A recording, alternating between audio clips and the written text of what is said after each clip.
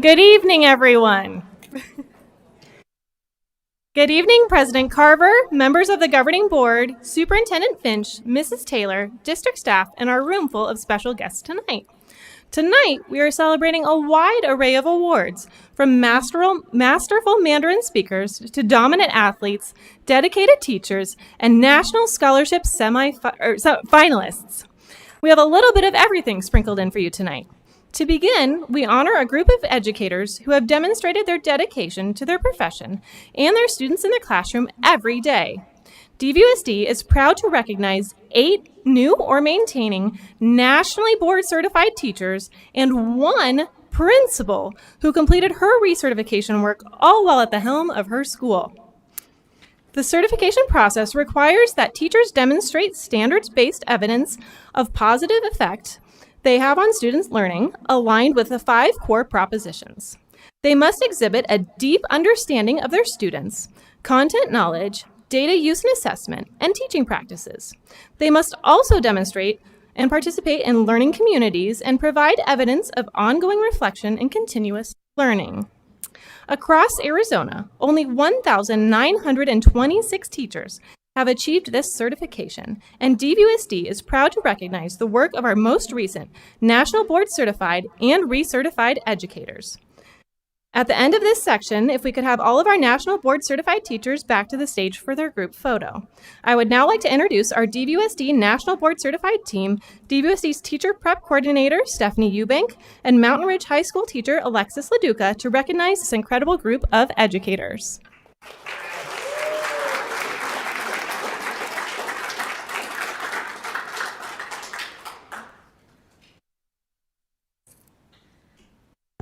All right, we're really excited to be able to share with you guys today our new NVCTs. So guys, as I call your name, if you'll just come on down, you'll get your certificate from Dr. DeMarteau, and then, shake hands and kiss babies all the way down the line.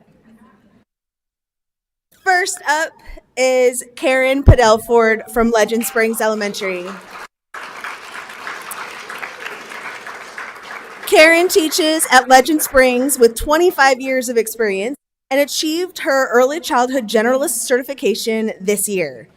While Ms. Padelford valued most was the opportunity to push herself while thoughtfully reflecting on her teaching for the benefit of her students.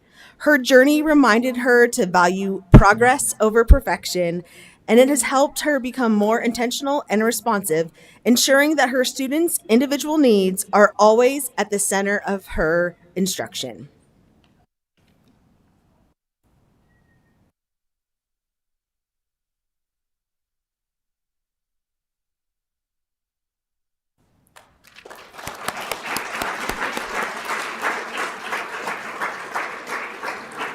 Next up, Stacy Pearson from Norterra Canyon School. Stacy Pearson is an 8-year veteran at Norterra Canyon who achieved her middle childhood generalist certification. She pursued certification to strengthen her effectiveness through purposeful reflection on both her lesson planning and instructional delivery. This journey gave Stacy significant confidence as an educator. She developed a systemic way to analyze student data, which now helps her refine her teaching to meet every student exactly where they are in their learning.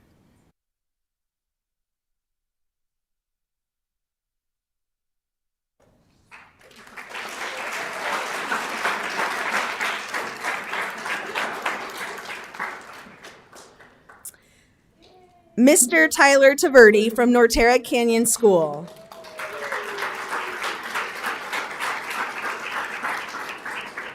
Tyler Taverdi is a music educator at Norterra Canyon who achieved his early adolescence through young adulthood certification.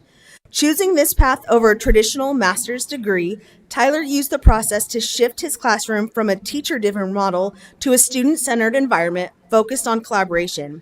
His dedication to identifying students' needs led to the creation of Norterra Canyon's first ever musical productions, including Matilda Jr., The Lion King Jr., and The Little Mermaid Jr.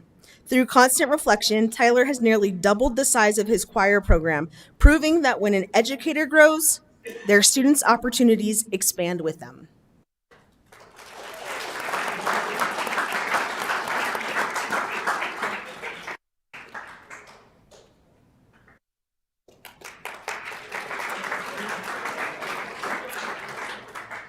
Shanna Weibel from Inspiration Mountain School.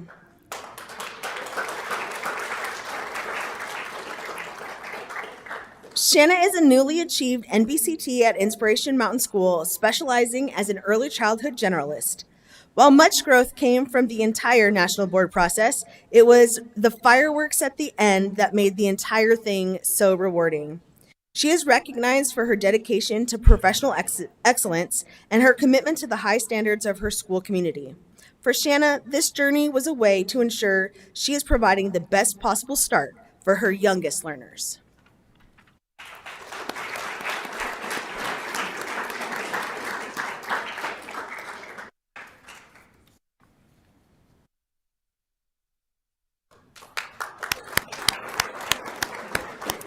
And next, we'd like to recognize our National Board Certified teachers who maintained their status. Our first MOC is Shay Alley, retired from Desert Sage Elementary. And Shay Alley recently retired from her 30-year career by maintaining her National Board certification in literacy. So we celebrate her. Next up is Liz Keith from Norterra Canyon School. Liz Keith has spent 24 years teaching in the district and maintained her certification in literacy in 2025. Seeking a professional challenge, Liz used the process to delve deep into personal reflection. Her journey taught her to let her deep knowledge of her students' unique backgrounds and interests drive her instruction. Since first achieving in 2021, she has seen a direct impact on student engagement and achievement scores.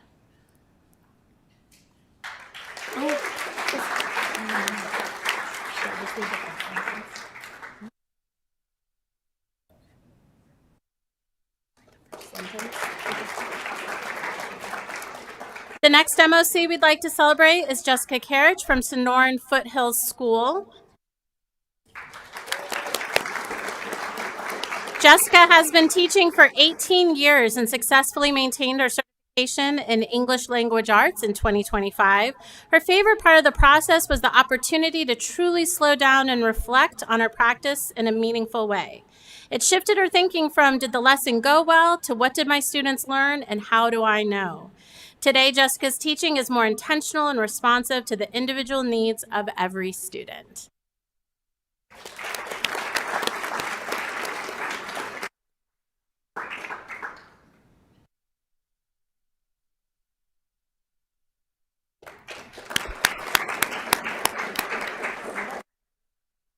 Our next MOC is Tara LeCount, principal of Diamond Canyon School. Tara LeCount is in her 26th year as an educator and celebrating her third cycle of certification in literacy. Yes, you heard that right. This is her third time achieving. As a principal, she found the reflection on her own learning to be incredibly powerful, as it forced her to think deeply about what she is leading and how those initiatives are actually being implemented within the classroom. For Tara, the power of National Board lies in the reflection of leadership and classroom implementation. She is incredibly thankful for the shoulder tap she received early in her career that started her National Board.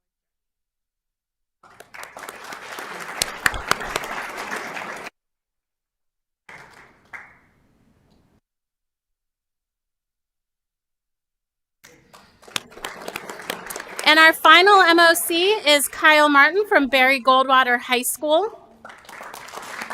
Kyle Martin is a 12-year veteran at Barry Goldwater High School who successfully maintained his mathematics certification. To Kyle, being an MBCT represents the pinnacle of the teaching profession. He believes the rigor and reflection required by the process have fundamentally changed his practice, making him more intentional in every choice. His students have gained confidence in their learning because of the confidence he has gained in his teaching.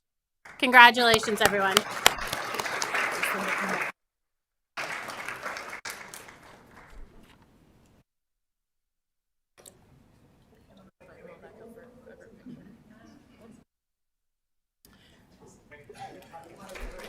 We'd like to have all our new MBCTs and MOCs pop back up for a picture, please.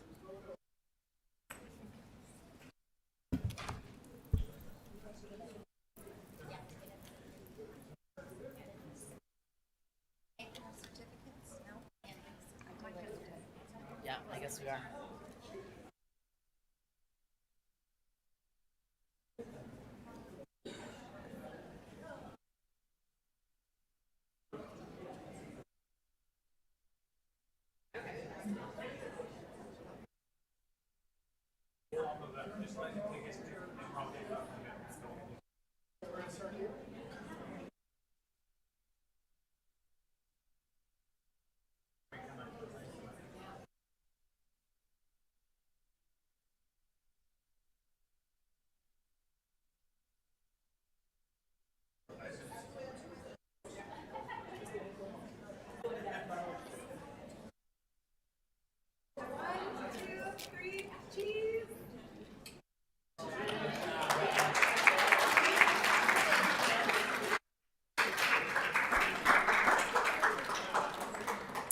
From nationally board certified teachers, we moved on to our national merit finalists.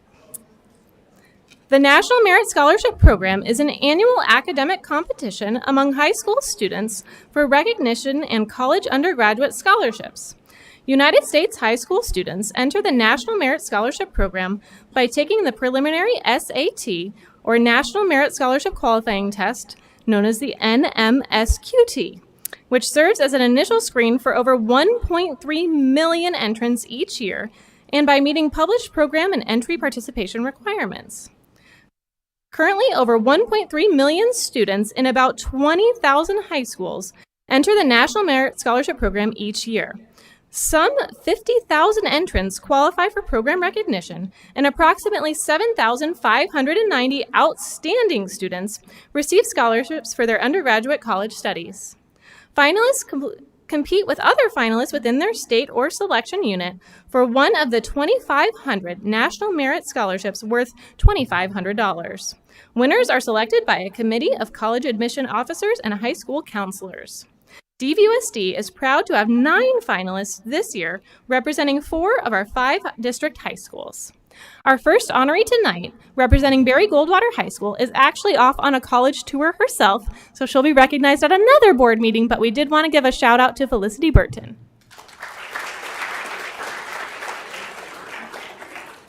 Next, we moved on to a group of Mountain Ridge High School Mountain Lions roaring with success as National Merit Scholarship finalists.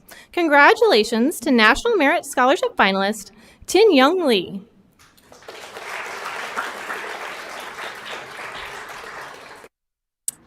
Next up, congratulations to National Merit finalist Shaheen Maranechi.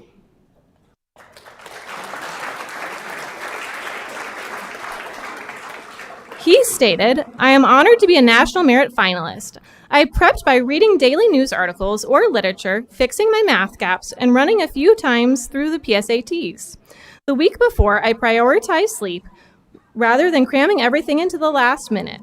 I am grateful to all my teachers, mentors, and my family for pushing me and supporting me to succeed. Congratulations, National Merit Scholarship finalist Shaheen Maranashi."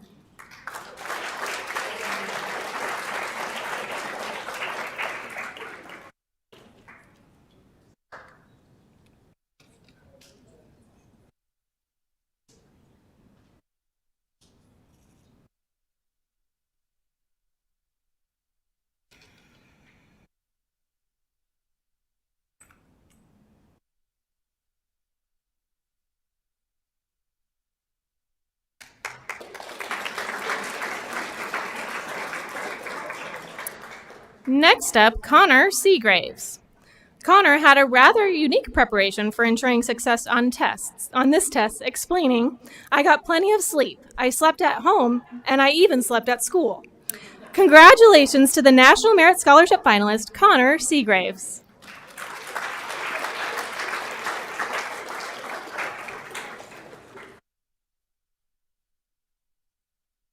And our final mountain lion tonight is Isabella Shin. She had this reflection after being named a finalist.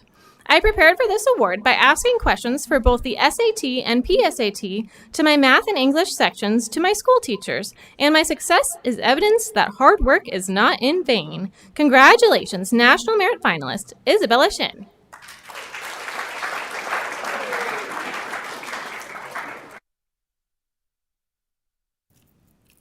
Our next group of finalists represents Eagle Nation, also known as Sandra Day O'Connor High School. Sandra Day O'Connor High School is proud to recognize senior Natick Mahanti, class of 2026, for earning this prestigious National Merit Finalist distinction. Natick is currently to the top-ranked student in a class of 583 students with a 4.78 weighted GPA and a 3.86 unweighted GPA, demonstrating exceptional academic achievement. Beyond the classroom, Natick is an innovative leader and entrepreneur. As the founder and CEO of Rhiniant Inc., he developed an AI platform for molecular optimization and secured over $200,000 in research grant funding.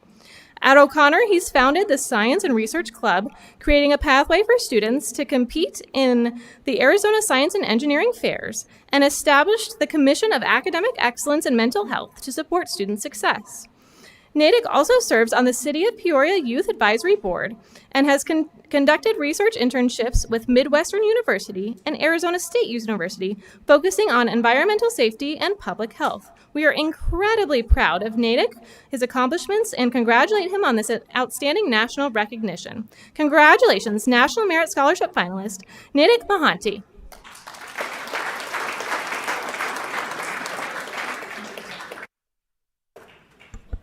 And our next Eagle is Sandra Day O'Connor High School's Aiden Young. We're proud to once again recognize Aiden Young here at the DVUSD board meeting. He has now been named a National Merit Finalist, an achievement that places him in an elite group of high schools across the nation. A true scholar and leader, Aiden has not only a perfect score on his PSAT, but also on his ACT and all of his state exams. He has also received the AP Scholar with Distinction and AP Scholar with Honors Award. His academic excellence is matched by his character and service. Aiden is actively involved in FBLA, earning both state and national recognitions. He serves as the president for the Tabletop Game Club at O'Connor. Outside of school, he works at Chick-fil-A, serves as a youth leader in his church, and volunteers monthly with Feed My Starving Children. A talented cellist and a problem solver at heart with a passion for mathematics, Aiden aspires to have a career as an actuary where he will use his advanced mathematical skills to assess risk and uncertainty for companies. He exemplifies academic excellence, leadership, and service, qualities that make our school and community proud. Congratulations, National Merit Scholarship finalist, Aiden Young.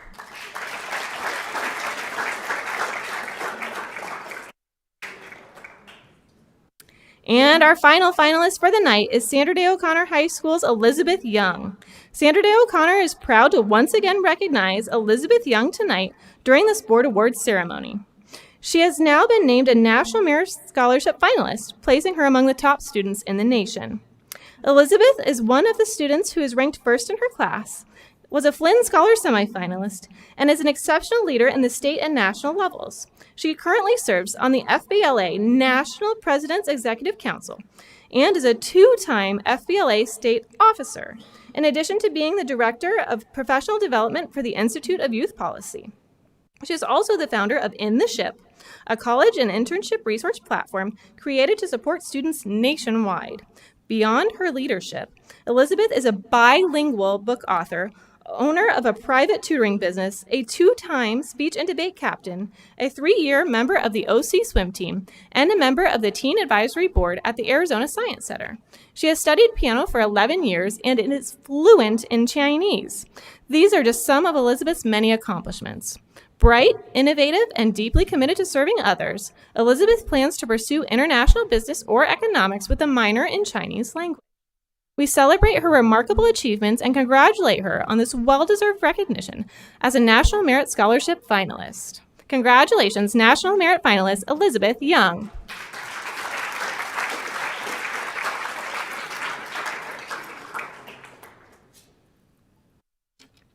Next, we move on to some masterful Mandarin speakers who represented Arizona's longest-running Mandarin Immersion Program, also known as the Mandarin Immersion Program at Deer Valley Unified, at the state level, a competition held at Arizona State University in late February. For the past 4 years, the Chinese Language Teachers Association of Arizona has hosted a speech contest to promote students' enthusiasm for learning Chinese and to provide a platform for Chinese learners to showcase themselves and be recognized. This year's contest reached a new milestone with participants from 37 schools statewide and 240 video submissions in the first round, reflecting continued growth of the K through 16th grade Chinese language education in Arizona. The competition was divided into heritage and non-heritage categories, spanning kindergarten through the university level, with a total of 13 divisions advancing to the in-person final round.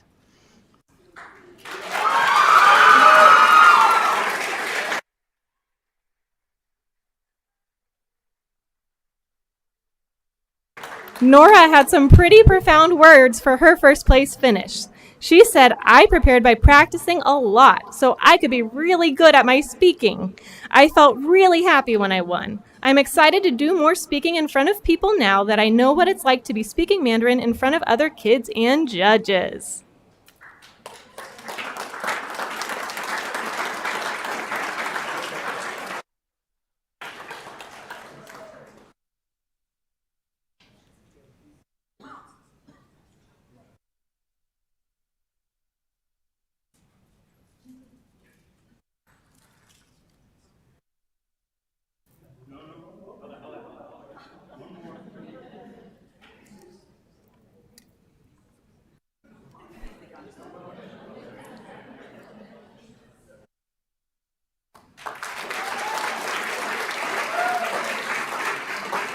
I feel like Nora might have to take over for me for the rest of these. I'm not really sure. Congratulations to the first place Arizona Chinese Speech Competition finisher, another representative from DVUSD and Gavilan Peak School, earning her first place finish in the 7th grade round of competition, Jordana Saunders.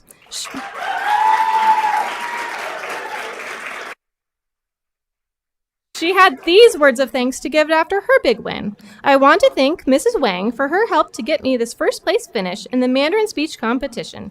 She helped me after school hours and even drove all the way to watch us in person when she had friends in town even. She's really dedicated and deserves this award too.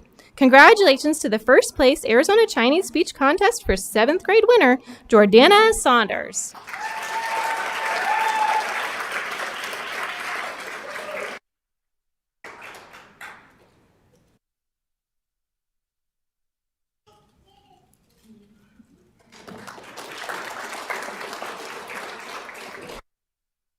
Next, and also representing Gavilan Peak School, is the 8th grade speech competition champion, Coralie Curtis. She had this reflection. "It was an honor to represent Gavilan Peak School and my teachers, especially Miss Wang, who has been my Mandarin teacher for the past 3 years at the Arizona Mandarin State Speech Competition. It was a challenge developing my speech, then memorizing it and practicing it over and over and over again. But it was worth the effort. I love the Mandarin language and culture. I'm grateful for the amazing Mandarin program that has helped me learn and grow. Congratulations, Coralie Curtis."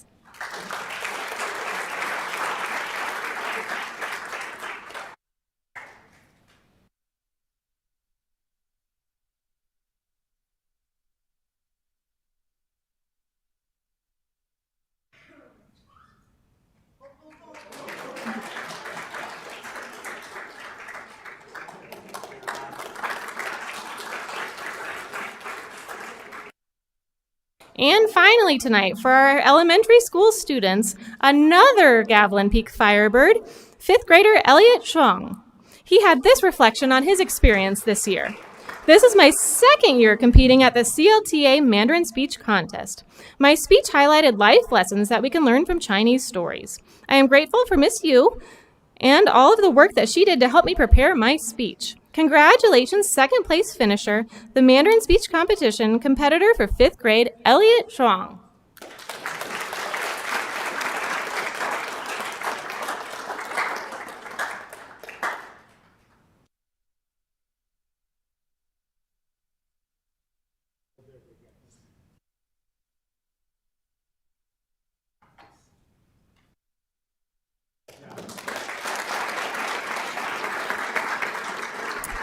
We didn't just have elementary school students that did quite well in this competition. For many years now, Boulder Creek High School has been known as a dominant force within the competition. DVUSD's Boulder Creek High School Jaguars have made it a tradition to stand at the top of the podium following the Arizona Chinese Speech Competition for several years now. Boulder Creek High School is proud to recognize Ryan Bogensberger for earning first place in the Arizona Chinese Speech Contest, an outstanding and highly competitive achievement. Ryan's accomplishment reflects not only his dedication and skill, but also his strength and excellence on the BCHS Mandarin program, who has made his tradition a state finalist place win. Ryan's success continues to be a proud addition at BCHS, and we are incredibly proud of him and are excited to hear about his adventures he's won in China.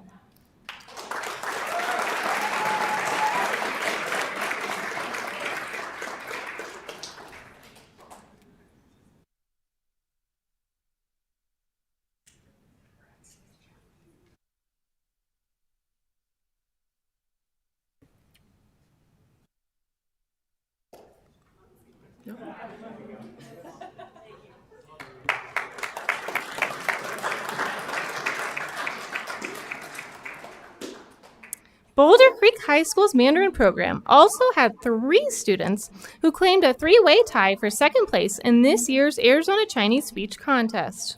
The first of these 3 students is 9th grader Vienna Shuang. Boulder Creek High School administration sent along these congratulatory words for her. Boulder Creek High School is proud to recognize Vienna for earning second place in the Arizona Chinese Speech Contest, which is absolutely amazing. Vienna's achievement reflects her dedication, perseverance, and a high level of excellence within our Mandarin program. Her success also continues the strong tradition of achievement at BCHS. She had this reflection. This year's speech competition was a good opportunity to see other Arizona Mandarin students from different backgrounds. Thanks to Ms. Zhao for helping us submit our speeches and for the competition and for pushing us to do our very best to represent Boulder Creek High School. Congratulations, Vienna.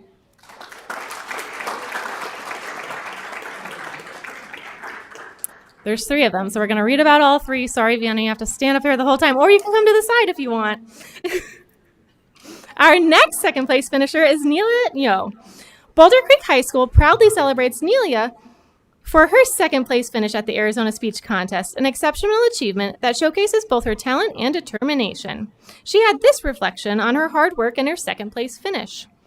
This experience has meant a lot to me, not just because I've won this award, but because it shows my years of learning Mandarin have paid off. Every day in my Mandarin class and at home, I have been working hard and studying my speech, trying to memorize it.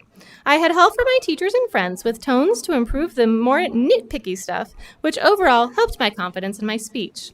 Congratulations, Nelia. And rounding out our high schoolers for Boulder Creek High School is Annalise Saunders. Boulder Creek had these words of encouragement for her. And it is an honor to recognize Annalise Saunders for earning her second place finish at the Arizona Chinese Speech Contest, an outstanding achievement. Annalise's achievement highlights her dedication and commitment to excellence in learning. This continues a strong tradition of success within our Mandarin program, and we're incredibly proud of her.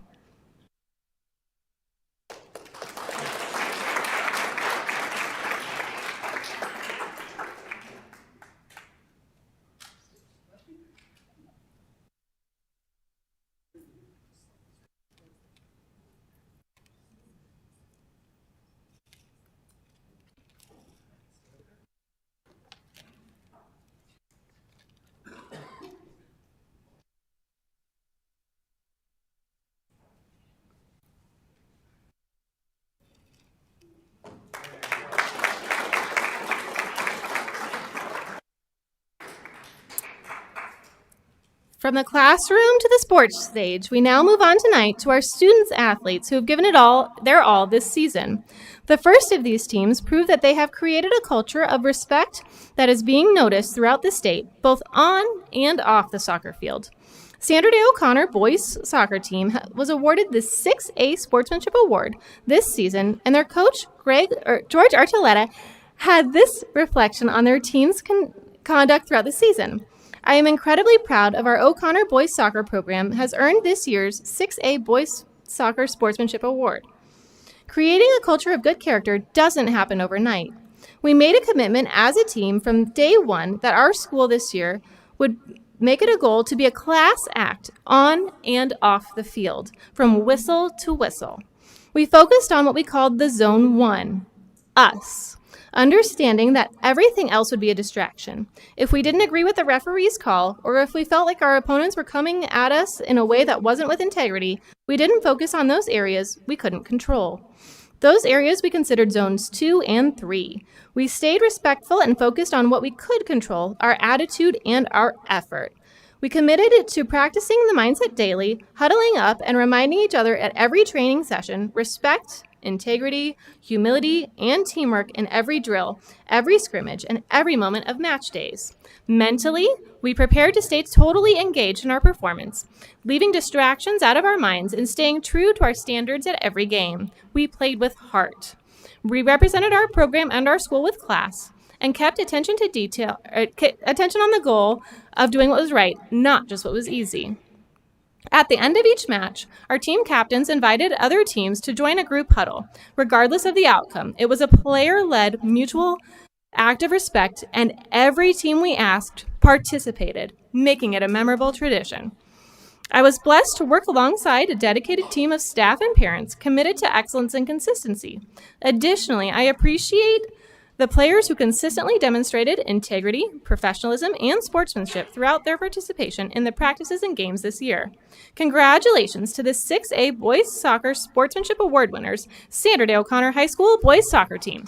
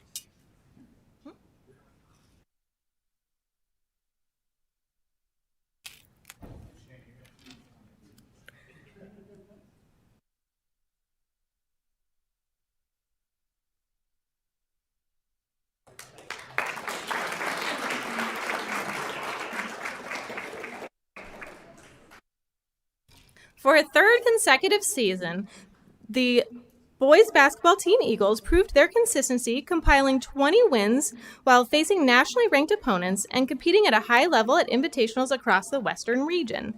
The team's collaboration of elite individual talent, a stingy defense, led by Melvin Stubbs and Coach Cole's leadership, carried the O'Connor boys basketball team to a regional crown and a deep postseason run that included a back-to-back appearance in the Open State Championship quarterfinals. O'Connor ended the season ranked 5th overall in the Open and advanced to the state quarterfinals, where the Eagles fell to Basha High. The O'Connor boys basketball team finished the season 20-9, marking the program's third straight 20-win campaign. The Eagles claimed the 6A Desert Valley Region title behind a strong team defense and a balanced scoring approach. Standout performers include Rylan Parsley, Regional Player of the Year, earning 6A All-State Second Team honors, Melvin Stubbs, Region Defensive Player of the Year, and Coach Cole, Desert Valley Region Player of the Year. I think they're all out hooping because none of them are here tonight, but we wanted to shout out to them.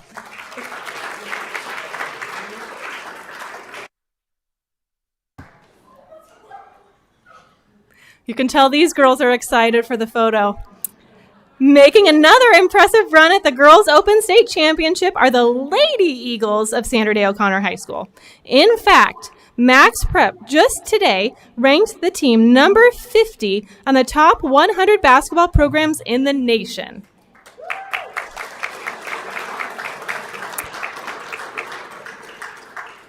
For the program, making it to the Open State Championship game this year was such a major accomplishment, highlighting teamwork, consistency, determination, and buy-in these girls displayed all year long. Most importantly, Coach Wilson noted that representing the school and families is what it's all about. Many teams don't get the chance to ever play at this level, so it was something our entire program didn't want to take for granted. It became the moment where all of our hard work throughout the season comes down to just one final opportunity to become champions, and we are blessed as a program to experience such a monumental event.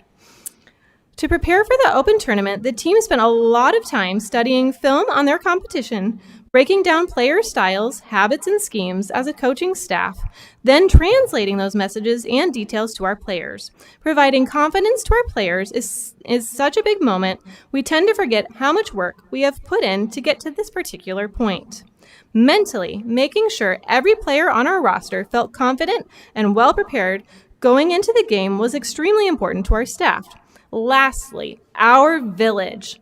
The support from the community, administration, school staff, parents, and beyond went such a long way leading up to this game. We were all extremely grateful to know the support was always there, which was a very underrated portion of the preparation process.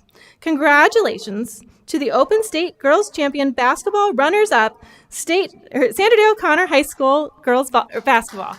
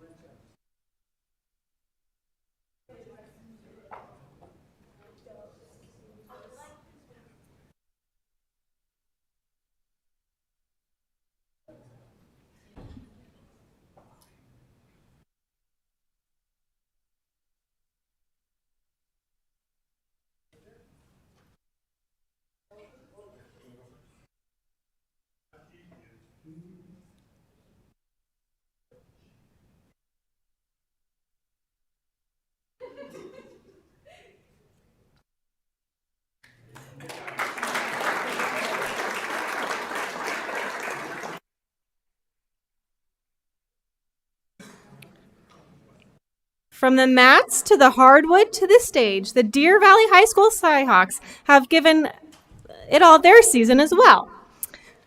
For the fourth consecutive year in a row, Coach Jed Dunn and the Deer Valley boys basketball team found themselves playing for a boys basketball state championship. Coach Dunn is in his 18th year as head coach at Deer Valley and said it's so rewarding to get the chance to play at the state championship game. He explained that, specifically, the experience is especially meaningful for this group of players because they constantly play and train really hard, even during crazy hours in the morning. So, for them to experience this game 4 years in a row, it's a cool reward to get to represent our school and community with such good boys. This year's state championship run ended in a super close defeat to Arcadia High. The game was back and forth the entire time and could have gone either way. The Skyhawks finished this season with a 27-5 record, posting an undefeated 10-0 record in the region with 3 consecutive region championships. Congratulations to 4A state runner-up boys basketball, Deer Valley High School.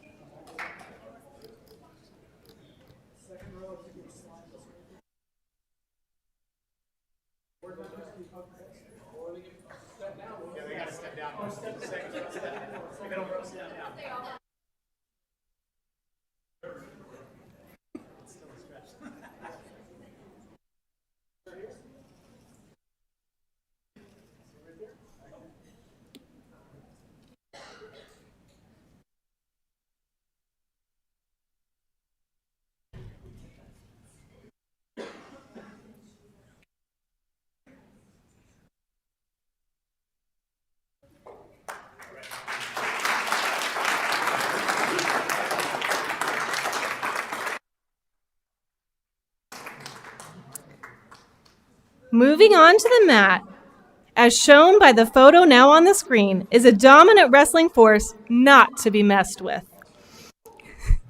Freya Andrews, the Deer Valley High School junior, has had a tremendous wrestling season, competing with a clear mission, and not just to be the best, but to seek out the best competition, clearly to take down. She lost only three wrestlers all year and captured the titles at nearly every tournament she attended, finishing with an impressive 42-5 record. Her coach, Zach Cortez, had this to say about Brea as a wrestler this season. What truly sets Brea apart was her championship mindset. She elevated everyone around her, leading to both the boys and girls as a captain. Her teammates genuinely looked up to her. In a sport where it's easy to focus solely on individual success, Brea remained fully invested in her team, supporting, encouraging, and leading her, even when she wasn't on the mat. This speaks volumes to her character. She is selfless, disciplined, and willing to put in the work that was required to compete at the highest level. While her second place finish at state is impressive, it doesn't fully capture the caliber of the wrestler that she truly is. Brea competes with patience, strategy, and an elite wrestling IQ. The most exciting part? She's only a junior. There's no doubt she'll be standing on top of that podium next season. Brea will represent DVUSD and the state of Arizona with pride in her journey wherever it takes her next. Congratulations to the D1 state runner-up in the 187-pound weight class, Brea Andrews.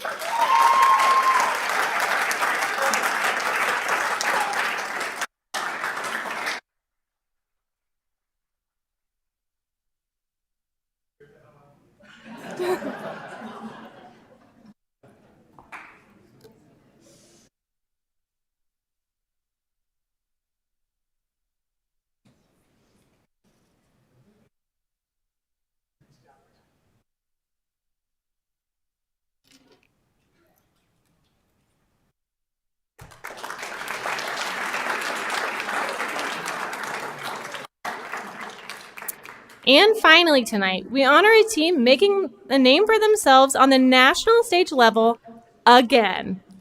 The Deer Valley Palm team delivered an unforgettable performance at their competition in Anaheim, California, competing in the Novice Palm division over 2 days.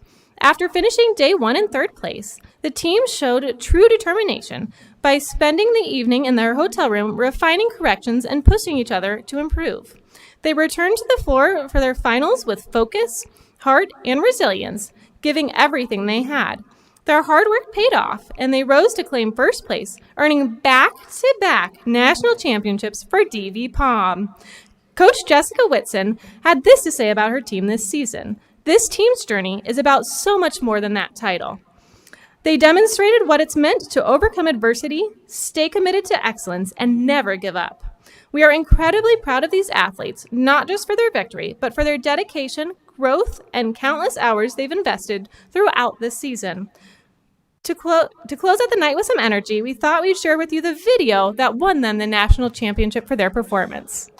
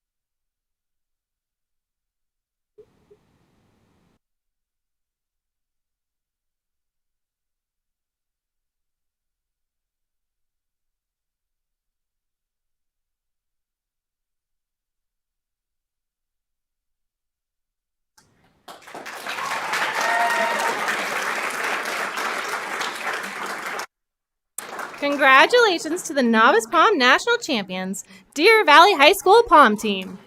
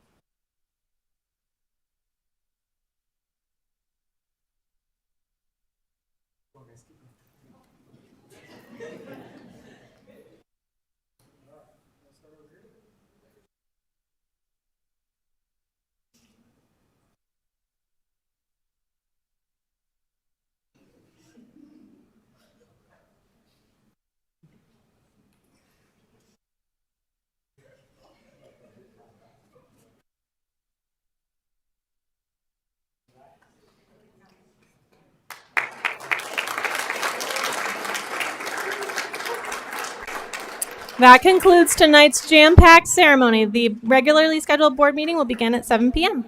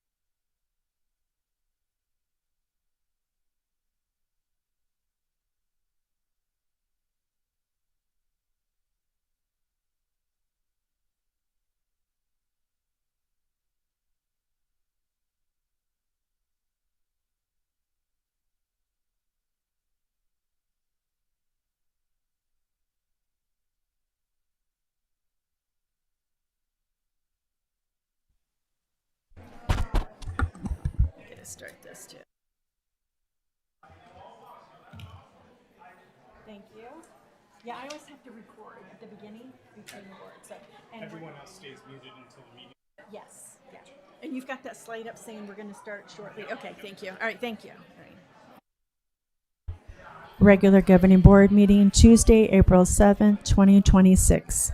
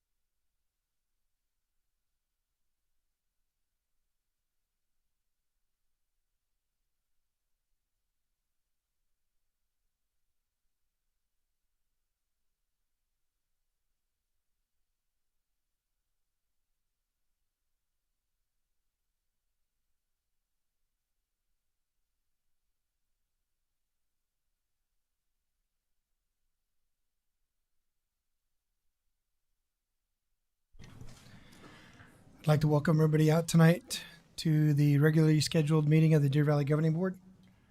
I'd like to call the meeting to order and let the roll call show that all members are present except Ms. Simichek, who is absent.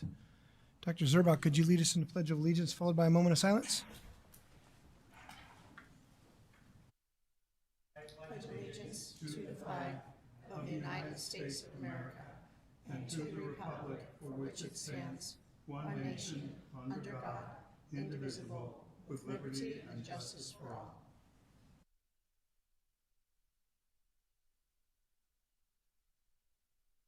Thank you. Do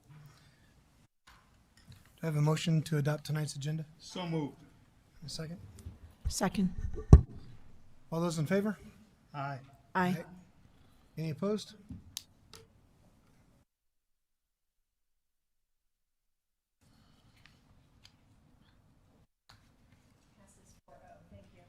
Thank you. First up on tonight's agenda is district reports, fiscal and business services report. Ms. Mock?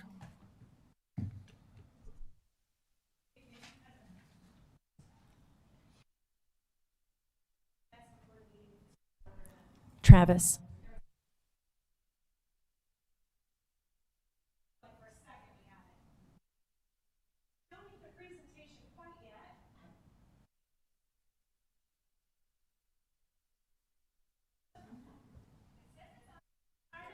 Travis.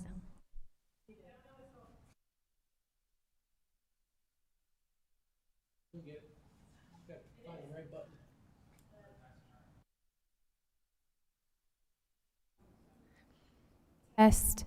Test, test, test, test. Hello? There we go. But hello? Okay. We're going to stick with mic number one. All right, before we get, good evening, President Carver, members of the board, Dr. Finch, and guests. We've got a couple of reports this evening, 4 to be exact. We're going to start with our regular monthly fiscal reports. We have our M&O budget report for the month ending of March 2026. Not a lot of changes overall from last month. We are projecting additional budget balance remaining from our certified staff contracts. The most notable item is probably our transportation budget, especially with the cost of fuel right now and diesel fuel. Our price went up $1 per gallon in a week, and of course, all of our buses do run on diesel fuel. And so with some of the expenses we've already seen prior to that happening, we continue to see that the budget that we have provided to our transportation department is not enough to support it throughout the school year. So we will be meeting with transportation later this week to take a look at that and what those diesel prices could mean for us for the rest of the school year. But we also have a projected savings with our utilities. With that and the expected budget balance capacity that we're going to capture in our May budget revision, and then that one-time payment that was approved at the last board meeting, we have about $154,000 carry forward at this moment. With that, I will take any questions on the M&O budget report, but if not, we'll move on to the student activities and auxiliary. Dr. Pack? Does the district have any electric buses? Dr. Pack, President Carver, board members, we do not. Anything further from Ms. Mock on this topic? Mrs. Fisher? Just to clarify that question, we did consider it at one point, but it's more expensive, correct? It's cost prohibitive to do it. It is cost prohibitive. There are districts that I'm aware of that have it, but they have much smaller footprint. We have 367 square miles. It probably, until the technology increases significantly, I don't know that it would be beneficial for us. We will continue to run on fuel. Thank you. We also have our student activities and our student auxiliary reports for all schools for the month ending of March. I would like to point out that moving to the auxiliary, we had talked about at least one school that had been operating with a slight deficit, and at this time all schools are operating with a positive cash balance in those funds at the end of March. And with that, I will take any questions on the student activities or the auxiliary reports for our schools. Any questions on this topic for Ms. Mock? Mrs. Fisher? In one of the Friday updates, you had mentioned doing some coding correction. Is one of those coding corrections, is that going to be changing from auxiliary and tax back to the 525, 526? Are you going to flip them? I'm just asking. I mean, So, it confuses a lot of people. I get a lot of questions. President Carver, members of the board, Mrs. Fisher, yes. Long before the Auditor General's Office required Fund 526 for tax credit, Deer Valley had already assigned Fund 525. And so when you look at the USFR chart of accounts, 525 is auxiliary and 526 is tax credit. We are allowed to keep our tax credit in Fund 525. The Auditor General and our auditors allow that. When we complete our annual financial reporting at the end of the year, we just map Fund 525 to Fund 526 and Fund 526 and 527 to Fund 525 so that they report correctly.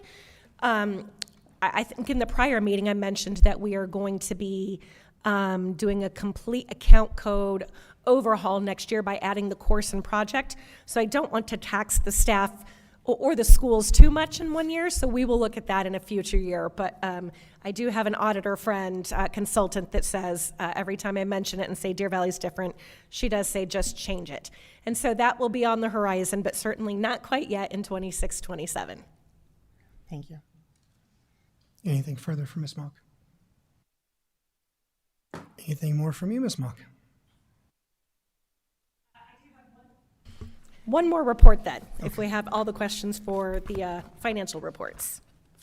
We will have our Auditor General District Spending Report for fiscal year 25. We'll cue that presentation back up. And at our last meeting, we presented our audits, our fiscal year 25 audits, our compliant questionnaire, our single audit report, and our annual comprehensive financial report. The Auditor General District Spending Report is not a report that's required to be presented to the governing board, but Deer Valley's been doing it, presenting this to the governing board and to the public for transparency purposes for many years. And so I'm happy to be able to continue this tradition. The district spending report, you will hear me slip sometimes because I've been around long enough. It used to be titled the Classroom Dollar Report, so if you ever hear me refer to the Classroom Dollar Report, it is the district spending report. It is outlined in Arizona Revised Statute. It's completed by the Auditor General every year to determine the percentage of every dollar, so that's every fund, every expenditure that Arizona school districts spend in the classroom annually. Of course, there is not a similar report for charter schools. The report analyzes non-classroom spending as well, including plant operations, administration, food service, transportation, student support, and instruction support. Our special note, one of our least favorite notes, that for the last 10 years, we have been required to use function 2350, which typically is where our board expenses lie. It's an administration fund for our retiree health or our other post-employee benefits or our OPEB. And so we have a significant annual payment to our retirees for that fund. And so we'll see on many slides as we go ahead how our administrative cost is higher than our comparables. But we will first start with our district spending by operational area. Classroom spending is specifically defined by instruction. Which instruction is anyone who's directly in the classroom, directly affecting student learning, which are our teachers and our parapros typically. Our student support is included as well, and that is our student support services, a lot of our special education services, and those items lie in student support, and then our instruction support, which is our curriculum folks, and that is typically then Dr. Galligan and Dr. McCusker's area of the district. Non-classroom spending includes administration, plant operations, food service, and transportation. Board Member Botfeld actually preempted a little bit of this at our last board meeting, that Deer Valley Unified was one of very few districts whose instruction spending increased ever so slightly from fiscal year 24 to fiscal year 25, from 59.5 to 59.7%. And why 2/10 is so important is that as we see the ESSER funds that we had received in fiscal year 21, 22, 23, and finally had to complete spending in fiscal year 24, many districts actually saw a decrease when they were relying on only their local funds or the typical grant funds. And so it was significant for us to even see a slight increase or even hold steady. And then, however, our overall classroom spending in all three of those categories declined slightly from 72.5% in 24 to 71.8%. Now for this, you will hear us typically talk about our comparable school districts. For this report, the Auditor General determines who our peer group is, and our peer group is very large unified and union high school districts in cities and suburbs. So you will see a wide variety of school districts, and Mesa and Phoenix, or Mesa Unified and Tucson Unified, which are much larger than Deer Valley, end up in the same category as we are. Mesa Unified as well. Those are districts that we do not identify in our own group. So when we look at the results moving forward for our peer group, this is the entirety of the group that we're comparing to. But when we talk about instructional spending, going back to that main category that we talked about, where Deer Valley increased ever so slightly to that 59.7, the state average was 52.1. So Deer Valley remains ahead of the state average and ahead of our peer group. Our peer average was 54.4. And so this is certainly something to celebrate once we saw those ESSER funds falling off in fiscal year 24. Other cost comparison measures include administration. And again, I said we'll see this multiple places, but we have our spending per student and our students per administrative position. And so we are higher than our peer average at 1,208 in administration. But if you look at the state average, even though Deer Valley had over actually almost $5 million in those retiree employee benefits last fiscal year, our administrative spending was still less than the state average. So there are districts outside of our peer group that are certainly spending more on administration than we are. We do have then 79 students per administrative position, whereas our comparable are 69. And our state average is 59. Plant operations, we are low compared to our peers at $7.74. We're low compared to our peers and the state average. And averaged, might make sense because we average slightly fewer square feet per student as well. Spending per meal for food service, we take a look at both the spending per meal and the meals per student. Because if your spending per meal is much lower than your comparable peers or the state, that could be good, but if students don't like the meals, it doesn't matter how much you're spending on the meals. So we are comparable to our peers in our meals per student at 114 compared to the peer average, whereas our meals are just a little more expensive than our peers and the state average, but we rank as comparable. Transportation is an area where we do typically show that we are higher than our peers and the state average.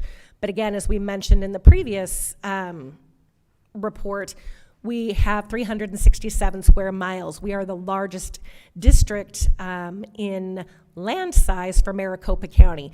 And so that does present some challenges sometimes because our bus routes are longer and some of those longer bus routes may have fewer students on them. We continually work on optimizing routes and increasing ridership so that we can be more comparable to our peers. For transportation, speaking of peers, it is a slightly different peer group. And for this, it is the peer group are districts who average between 207 and 241 miles per rider in cities and suburbs. So you can see it's a completely different group, and we'll include some elementary groups, whereas the other peer group was only unified and union high school districts. And we rank, usually they highlight the average. The peer group average is $2,209 per rider, and you can see Deer Valley there at $2,538, so just a little above the peer group. But even amongst this peer group, you can see how widely the per student cost ranges. from all the way from $603 per writer all the way up to Tolleson L with $7,800 per writer.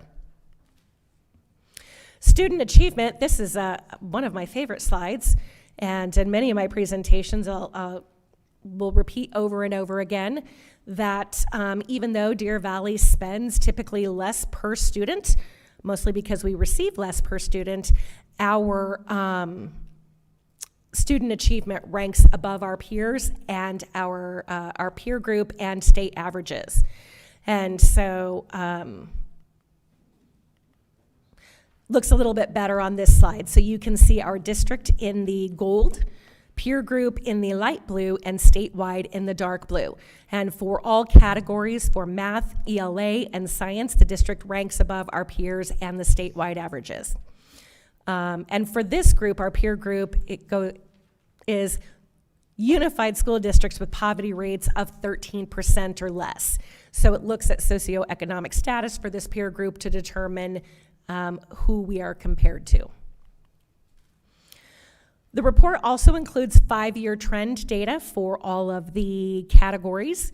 And so for the last 5 years, instruction has a negligible change, even though student support slightly decreased, I believe, from 24 to 25.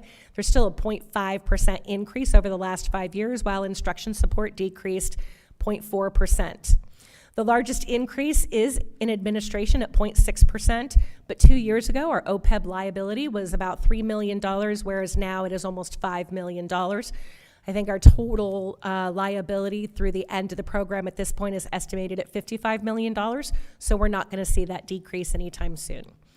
We did see a slight decrease to plant operations, and over the last 5 years, despite what we're seeing for transportation, we have been able to decrease that percentage of our spending ever so slightly, while food service increased. So while I mentioned earlier that we have our comparable school districts, not our peer districts, that we really like to take a look at, and that is it's identified in board policy, but it's Chandler Unified, Gilbert Unified, Paradise Valley, and Peoria Unified School Districts. And so here are some comparisons for the last 3 years between that instruction dollars and the administration cost. You can see where Deer Valley remains above our peers, but still below the state average for administration. And the same is true for transportation. We remain high amongst our peers. Student support is another area where for the state, we are below average, as well as our comparable districts. I actually think there's one district that really throws off the average on that, but I don't remember it off the top of my head, and I don't want to call them out if I don't remember exactly. But overall, for classroom support, which is those categories of instruction, student support and instruction support, Deer Valley remains above the state average and just below the comparable average for the last 3 years from our comparable group. Taking a look at the metrics as a dollar per student, this one tells you a little bit more of the story, because the percentage, you've got the two ways to compare percentage of the budget, but this is what helps illustrate that Deer Valley typically receives less dollars in revenue than the other districts. I've actually been fairly frustrated. I think it was about fiscal year 22, the Auditor General used to have the metric of revenue per student on the report, and they removed it.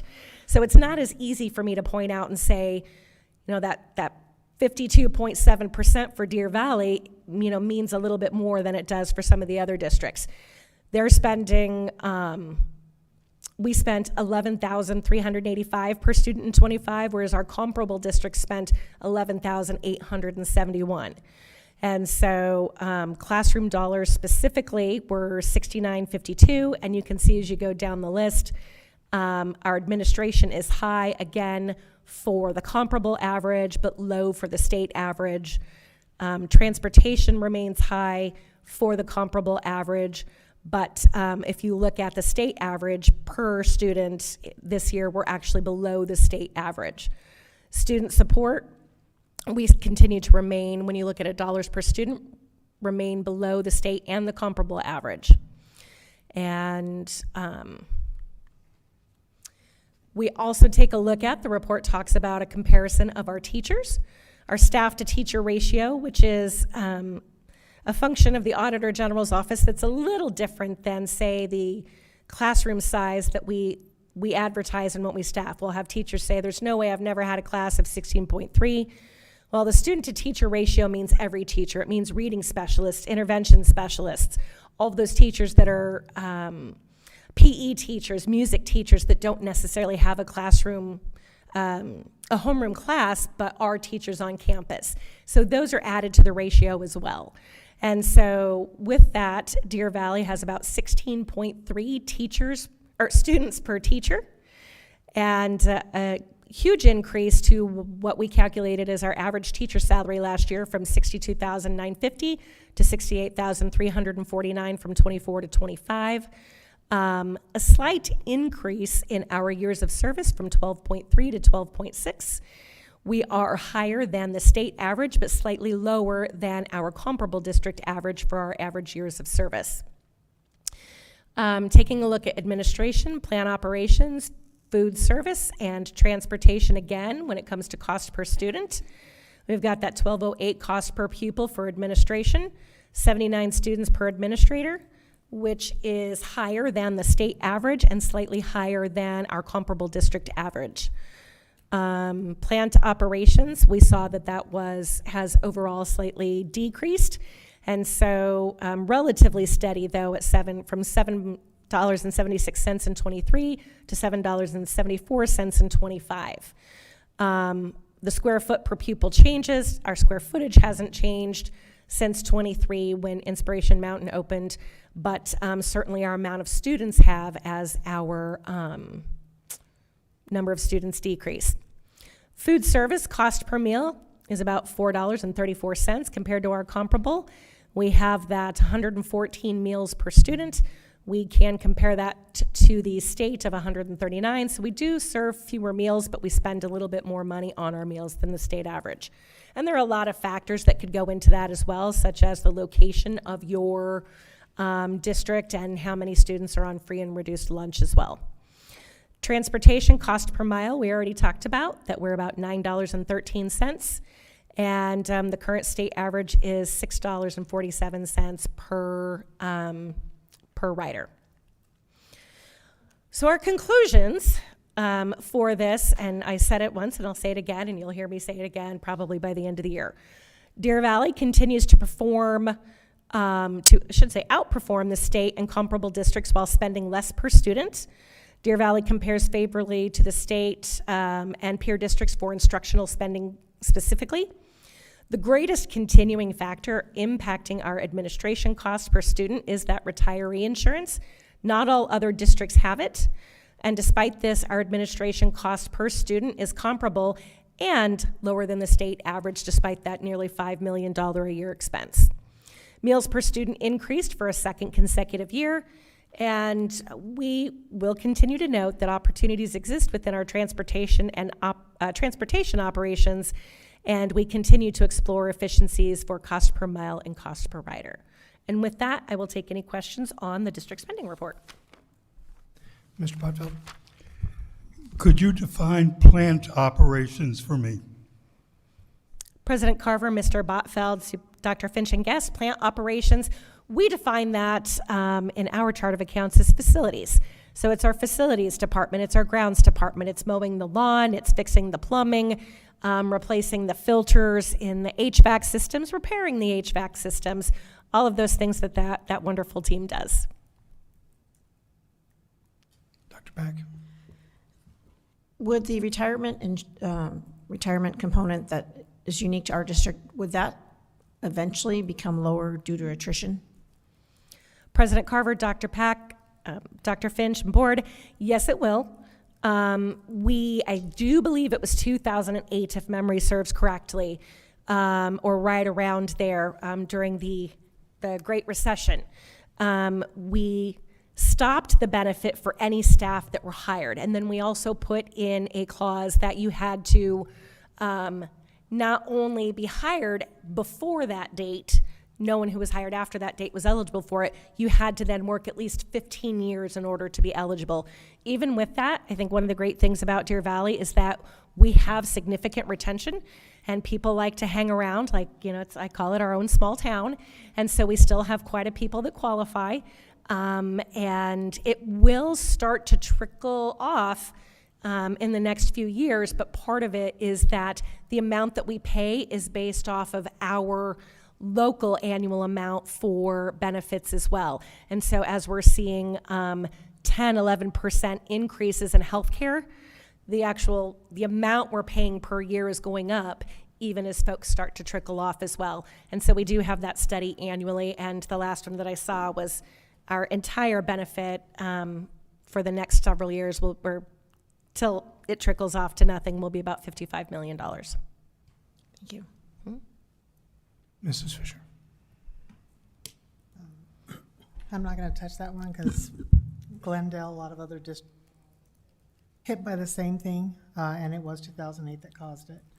The question I have, which is a little confusing, we had addressed some of the transportation issues by putting in the North Bus Barn, and it almost immediately had almost rectified the situation. We were low on some, we were pretty healthy. Is there a reason? I mean, have you looked into why that's not effective in reducing that? Or is there a potential for us to have, say, Northwest Bus Barn to, maybe address because part of the problem is drive more miles, gas is expensive, fuel, diesel, DEF, it's all expensive. Have you looked into any of that potential reduction? President Carver, Mrs. Fisher, Governing Board, Dr. Finch. We have not. In the 9 months that I've been back, I've not had the opportunity to study that. Like I said, Mr. Franklin and I will be meeting specifically to look at diesel prices. We did, over the summer, add a garage up at the Northern Services Center so that we can service more of the buses up there. Otherwise, they were only getting fuel up there, and they had to come back down to the 51st Avenue, at the far south end of the district to be serviced. So we are continuing to improve the Northern Services Center, and certainly there may be opportunity as the district grows in the Northwest. I don't know that we have the land and certainly not the funding to do anything now, but a future bond committee might decide that that's an option. Just out of curiosity, in the coding, are you, I know when you submit your bus transportation, you submit your route miles, your, student activities and athletics miles, but there's also the servicing. Do you guys break that out? It might be something to look at, as I was just thinking, if it was broken out in your reporting. That I don't know off the top of my head, but I can get that and report back to the board. All right, thank you. Mm-hmm. I think maybe I'll jump in here. Probably the best explanation is you have less riders, but this bus still has to go to that neighborhood. So just like in the classroom, when you lose enrollment, not everybody leaves from the third grade, so you can cut the third grade out.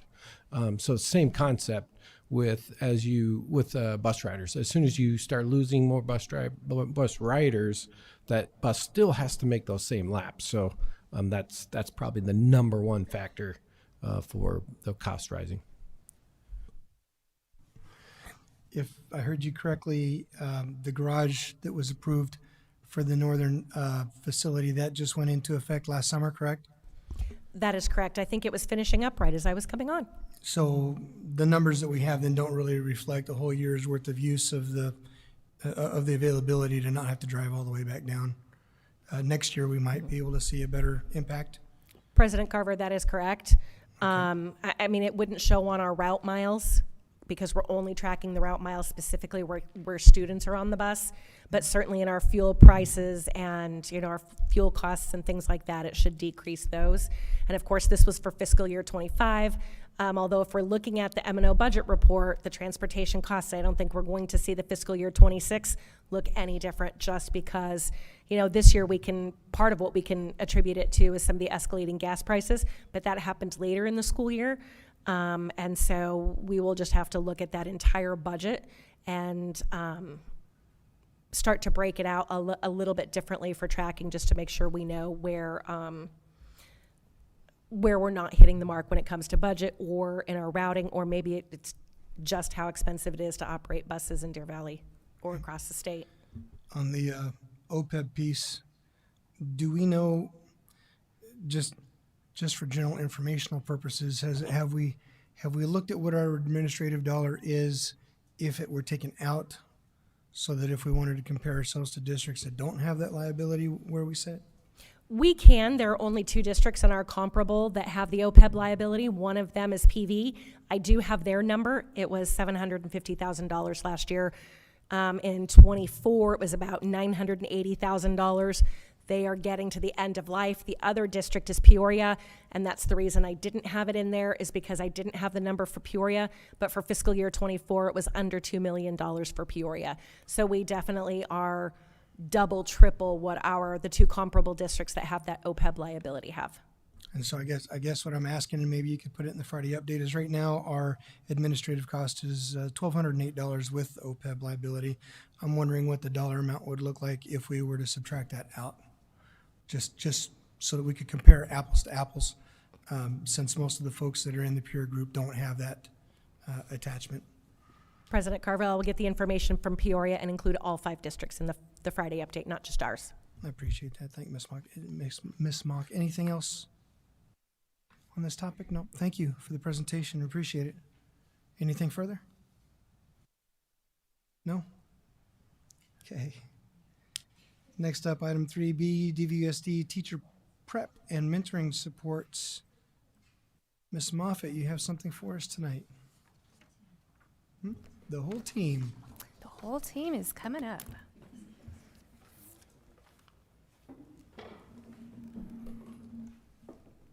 Okay, President Carver, governing board members, and Superintendent Finch, it is my pleasure to introduce to you our teacher prep program lead, April Fraley, and our TPP coordinator, Stephanie Eubank. They're going to be leading tonight's presentation. I also would like to introduce to you Pam Nelson. She is a teacher mentor, and Paul Eklund, who's also a teacher mentor for our high schools and middle schools. President Carver, members of the board, Dr. Finch, I'm Stephanie Eubank, and I am the coordinator of our teacher prep program. And along with the team that we have sitting up here, we are excited to present to you tonight some updates on the teacher prep program and our new teacher onboarding mentorship program. So tonight we're going to discuss with you the TPP, how the program kind of works and operates, our mentoring program, and how it helps to support teachers that are new to our system, and of course how these 2 initiatives really overlap and work together to help recruit and retain our teachers. So through the teacher prep program, we're growing our own certified teaching force. Qualified candidates take all the coursework that's necessary for certification while serving students as the teacher of record right here in Deer Valley. The program aims to equip new teachers with the highest level of pedagogical training and instructional strategies so that students of our district really benefit from professionals who know the subjects they teach and can effectively manage their learning environment. Essentially, this is just a robust framework for certification. We have 4 certification programs through our teacher prep program, and so I'd kind of like to present these to you in the order in which we rolled them out. We started with special education. That was the area that we chose to start with because it was at the time our largest need. Now it remains our largest program. This program results in K-12 certification for mild to moderate special education. Our second program was the elementary program, and this is really a generalist certificate for teachers in grades K through 8. Of course, teachers that are serving students in grades 6 through 8 must have a content specialty and add that approved area to their certificate. Next came early childhood, and we have an early childhood program for both special education and general education, and that provides a certification for birth through 3rd grade students. And then finally, our secondary program, which is getting ready to graduate our very first cohort of secondary teachers, provides certification in 6th through 12th grade, and again, also requires that content proficiency and approved area to be added to their certificate. We also recognize that sometimes we'll have candidates that come through that really need to kind of see behind the curtain before they know for sure that they're ready to become the teacher of record. And that's where our RISE track comes into play. Through the RISE track, candidates enter our system as a classified employee, typically working in the role of an instructional assistant or paraprofessional. They're providing some kind of classroom support. In the spring semester, they start taking classes with TPP, and they really focus on lesson planning, lesson design, and classroom management. But part of that semester also includes some targeted observations that they go on with one of our program mentors, where they look at how those tools that they're learning about in the classroom are implemented and applied by a master teacher that's in our system already. They also work with both small and whole groups of students where they get to design and deliver their own instruction in a borrowed classroom setting. It's very similar to kind of an accelerated student teaching model. Then after they complete their RISE semester, the hope is that they, rise to the teacher of record, that they feel the confidence, they feel prepared to be able to take on their own classroom in the following school year. So this is kind of a lead-in into our regular teacher prep program, and it gives candidates an option between coming in right away as the teacher of record or choosing to serve in a different capacity while they get some training under their belt. Believe it or not, this is our 4th year of the teacher prep program. I know, time flies when you're having fun. But I'd like to share with you tonight some of the impact that has happened within the program over the course of our last 4 years.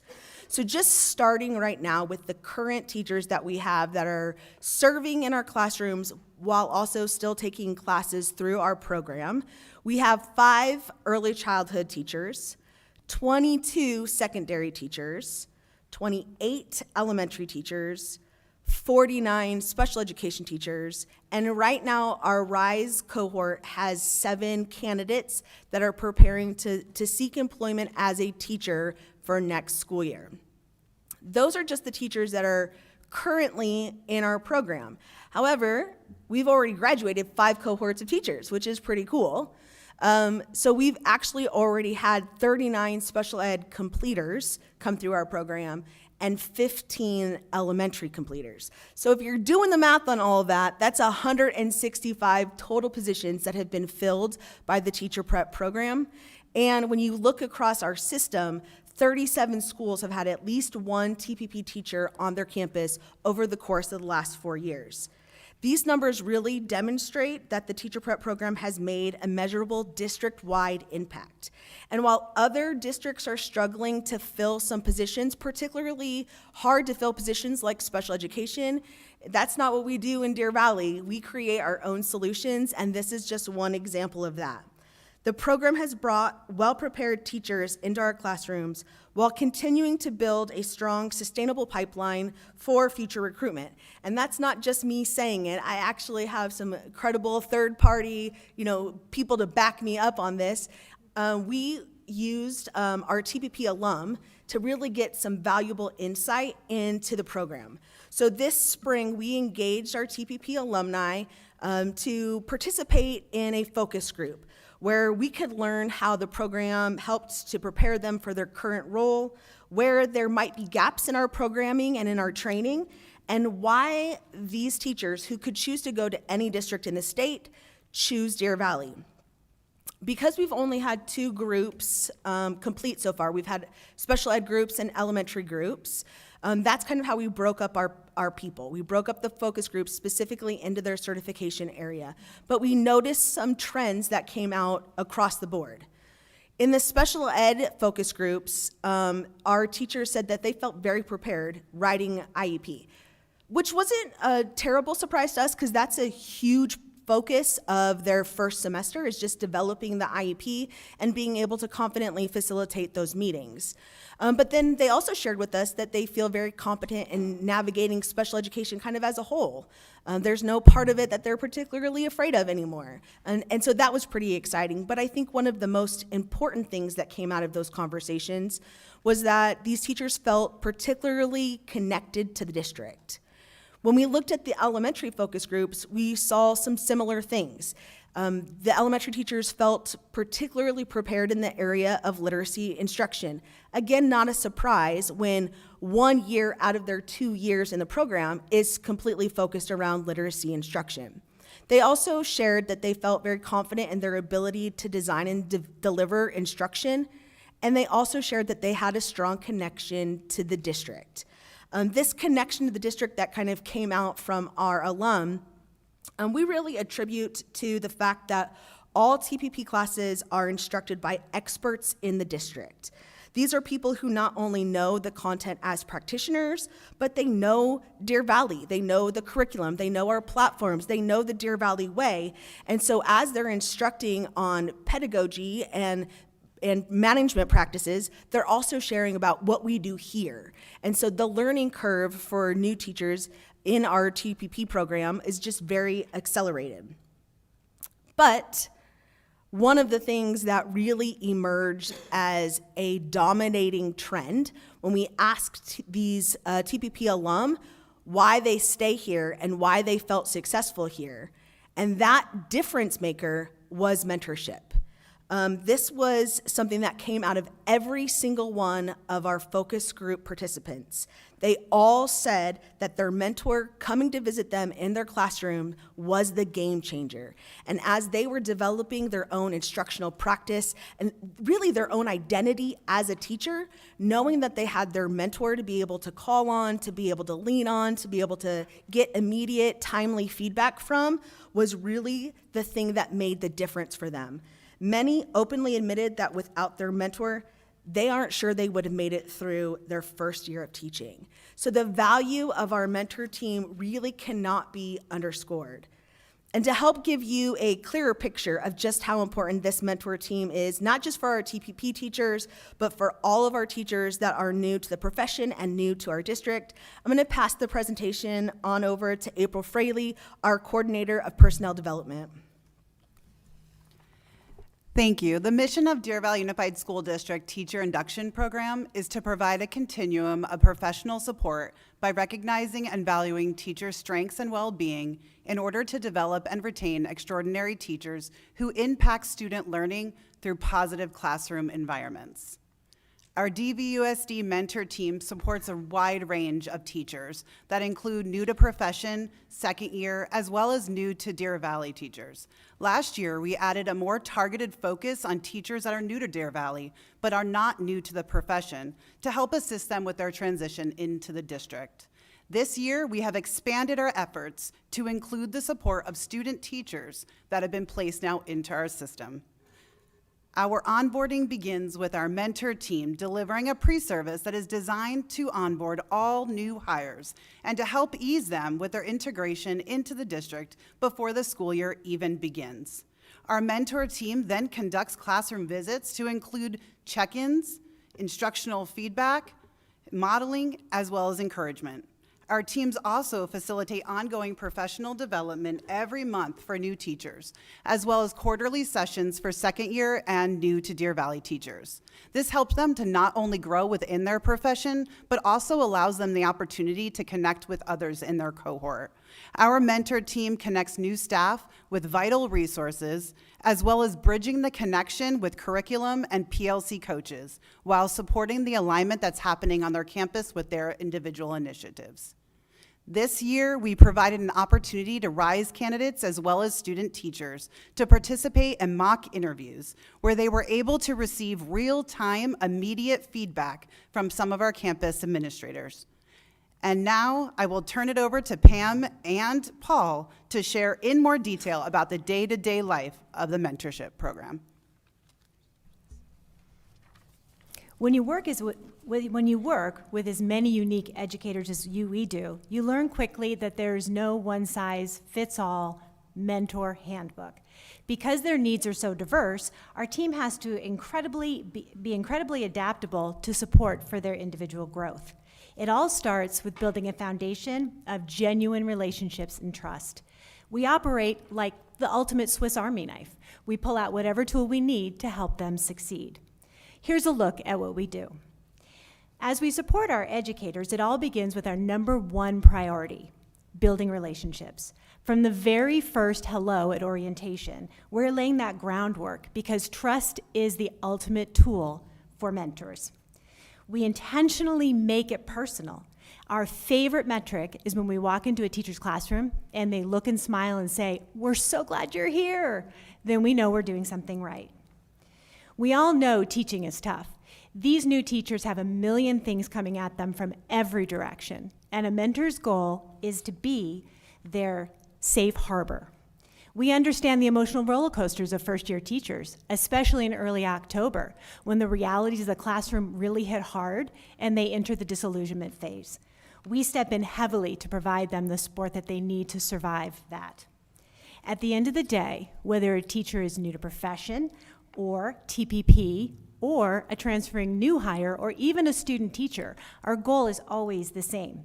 We strive to build the kind of connections that every single one of them feels valued, supported, and heard in our DVUSD family. While emotional support is a piece of the puzzle, it's just the beginning. We also know that when our first-year teachers start, they have one question: what am I teaching and where do I find my materials? So that's when our logistical support kicks in. We show them where to find district resources, and we intentionally pair them with people that can help them. That may be an on-campus instructional coach, or it may be one of our experts from our CIA or PLC departments. We also know that our middle schools and high schools are massive environments, and we want our new teachers to not feel lost in that crowd. So those secondary schools have developed on-campus mentor programs so that they have someone to connect with and they can feel connected to their environments. In order to make sure that we are all on the same page, the mentor team has monthly meetings with these mentors to ensure that there's collaboration along the way. All of these layers of support lead to the core of our mentoring program, the weekly classroom visits that April mentioned. There is no substitute for being in the classroom with our teachers. That way we can step away from generalized advice to real-time targeted feedback. And when we're working with our NTP, new to profession, or our TPP teachers, our focus is on instructional strategies using the DVUSD way. We work side by side with them to help them build those routines and implement bite-sized, high-impact instructional strategies. We're incredibly hands-on with them. And of course, as teachers enter their second year of teaching and they become more proficient, our role naturally evolves. We then look at individualized goal setting so that we cannot use a one-size approach, but we can instead meet them where they are. So that might be a collaborative planning. It might be a modeling session with them, or it might be some more formal processes that we do. Regardless, our goal is always the same. We want to take their instructional practices and move them to the next level. And Paul is going to explain more about the formal processes that we use to help them get there. Thank you, Pam. So two of the big coaching techniques that we use, whisper coaching and cognitive coaching. With whisper coaching, we provide real-time, in-the-moment support during a live lesson. For example, a mentor might quietly suggest a specific engagement strategy while the model teacher is instructing the class. We've seen incredible transfer with this type. Teachers aren't just reading about tools, they are using them immediately, gaining instant confidence. This will fully bolster by the classroom visits that we give, and then the coaches have the action and they return to their classroom as they are super inspired when they come back. Conversely, cognitive coaching is about the internal work. All our mentors are trained to help new teachers set personal goals and take full ownership of their professional growth. Through structured coaching cycles, we move beyond fixing problems to fostering a reflective practice where teachers analyze their own impact on student learning. Once classroom management is proficient, we dive into the 6 phases of learning based on McCrell's Institute research. The 6 phases focus on the teaching, science of teaching, and the science of learning. We provide targeted feedback that aligns directly to the DVUSD way. By connecting their daily instruction to these proven scientific principles, we validate their practice and ensure their teaching methods aren't just effective by accident, but effective by design. Ultimately, our goal isn't just to hand the teacher a toolbox. It's to build their efficacy. We want them to have the confidence and the skills to take ownership of their own growth for the rest of their career. Highly efficacious teachers stay in the classroom and become the future master teachers and role models our district needs. To put it simply, the purpose of a mentor is to get to the stage where the training wheels come off, allowing our teachers to fly solo with total clarity, confidence, and the commitment to the students. Thank you. Thank you. We would be remiss without acknowledging the rest of the mentor team that is here tonight. So thank you for all you do every day, team. And thank you, Governing Board, for listening and taking the time to hear about our program tonight. And we'll answer any questions that you may have. Thank you.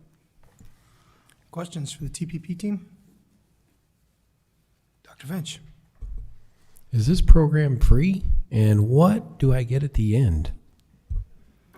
President Carver, Dr. Finch, yes, it is free. We don't charge tuition at all for our program, and at the end of it, the teachers are fully certified for the state of Arizona. They get a standard classroom-based certificate, which indicates that they got their certificate while they were working in the classroom, and like I said, they can go anywhere in the state of Arizona. Mr. Botfeld? Crazy question. Who did the focus group? Mr. Botfeld, President Carver, I facilitated the focus group. So we ran 5 total groups. Thank you. Mm-hmm. So not only is it free, they get paid while they do it, yeah?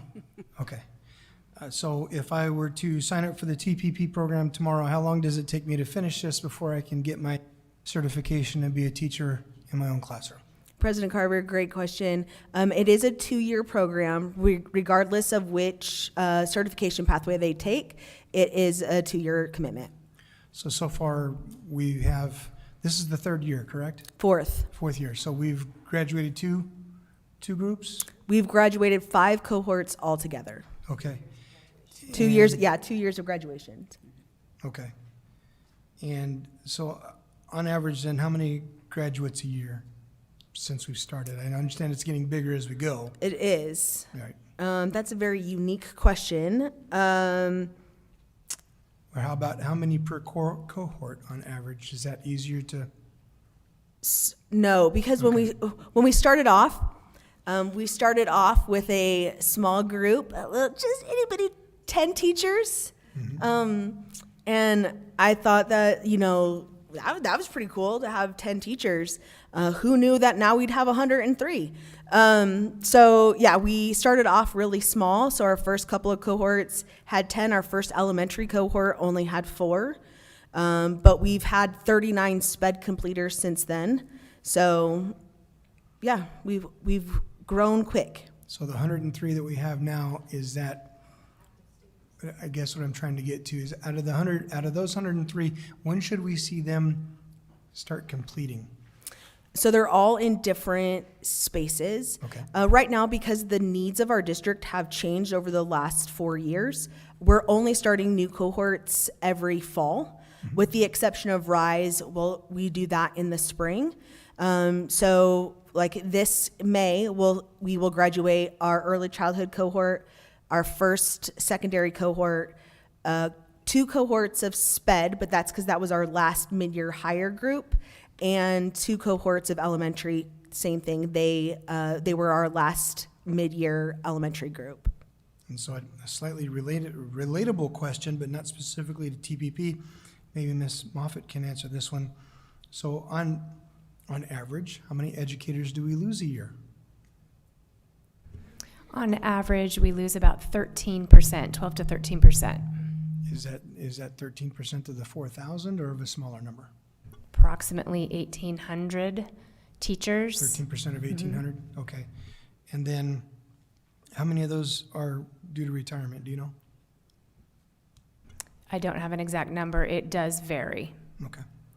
All right. I guess all I was trying to get to is, to your point, we're being proactive instead of reactive when it comes to hiring and training the staff that we need in order to be perpetually self-reliant is where I was going with that. So thank you for all that you're doing. It's an amazing program, and you guys are doing a great job. And it's really great to see the numbers continue to grow year after year. Anybody else have anything to? Yes, Dr. Pack. Just more of a curiosity question. Do you have a percentage of the teachers that have completed it? How many percentage have stayed, and how many have left to go somewhere else, since they're free to go wherever they want? Dr. Pack, President Carver, I do have that number. When we look at our programs that have completed, we've got SPED and elementary. We have retained 87% of our special education teachers that have completed, and we have retained 100% of our elementary teachers who have completed our program. Thank you. Mrs. Fisher? I was going to ask that same question, but just one more question is it is free for them, not for us. Grant funded? No, currently it is not grant funded. M&O? Yes, M&O funded. Okay. And that, just to be clear, that would be funding of supplies and addenda for the teachers that are teaching night classes. can we just get a ballpark cost?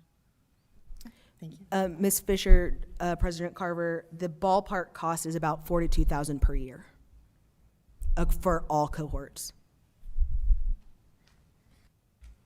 Thank you. Anything further? Yes, Dr. Beck. Just more of a newbie question. Do any people that enter your program, are they required to have a something before they start? Dr. Pack, President Carver, yes. In order to qualify, they must have a bachelor's degree and, of course, a fingerprint clearance card. Thank you. Mm-hmm. And Dr. Finch. Just the a new variable in the equation in the last 12 months is our neighbors closing schools.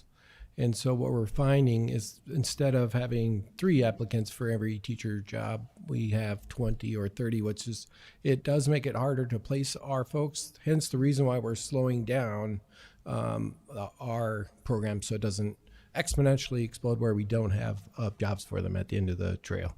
So that's, I was talking to a principal today. She looked at 72 applicants for her positions at her school. So that is multiplying, and so we don't want to oversaturate our own market. And Dr. Finch, to that point, we also revised our vetting system for this year so that the filter is much tighter, and so that when we're looking at which candidates might enter our program, they're higher quality, higher qualifications, more experience either in a school setting or working with children. So it's a good problem to have, right? Like we get to be a little bit more particular. Dr. Beck. Am I to understand that if they graduate, when they graduate, they're guaranteed a job in our district? Or? Dr. Pack, President Carver, we treat them like any other teacher. So they're on the same contract as any other teacher. They're appropriately certified like any other teacher. And so in order to remain employed, they would follow all of the same steps as any other teacher. So would there be a point, maybe that's what you were saying, where we're taking in too many people that want to be teachers and then we're putting the money into educating them, which is good for the whole world in general, but then they leave our district because we don't have a position? Or, I mean, at some point we have to rein it in and maybe turn off the pipes for a little bit? I think maybe you didn't catch that part of it. They actually are hired and then go into the program at the same time. So they already have a job. Yep. So, but they're working towards their certification. My point is that we have less jobs available, so we are taking less in Yep. at the beginning. Maybe that's the right way to say it. Yeah. Because that's the uniqueness of our program. You are getting paid as a teacher, and while you go through the program simultaneously, and it's free. And so we have a lot of our subs is very popular subs. Stay-at-home moms are another great pool for us, but we're finding that we don't want to, like you said, don't want to oversaturate the market. Absolutely. It's also elevated the ceiling for our paraprofessionals to be able to have another step into the classroom. I think it's important also just to note that this is an alternative pathway program. So we have teachers that come in through other universities that are on alternative pathway that might be familiar to you. Those are at cost to those people that are paying those universities or institutions. So when we say that it's free, what we're really saying is that they're not paying a tuition. And they are active on an alternative certificate, just like someone coming from ASU, NAU, Rio, or anywhere else that's on an alternative pathway. And those people are also our employees and are entitled by contract to renewal. So the slowdown really is pre-employment that Dr. Finch is mentioning. We're being cognizant of the amount of positions that we're hiring overall, and those people coming into the program are hired.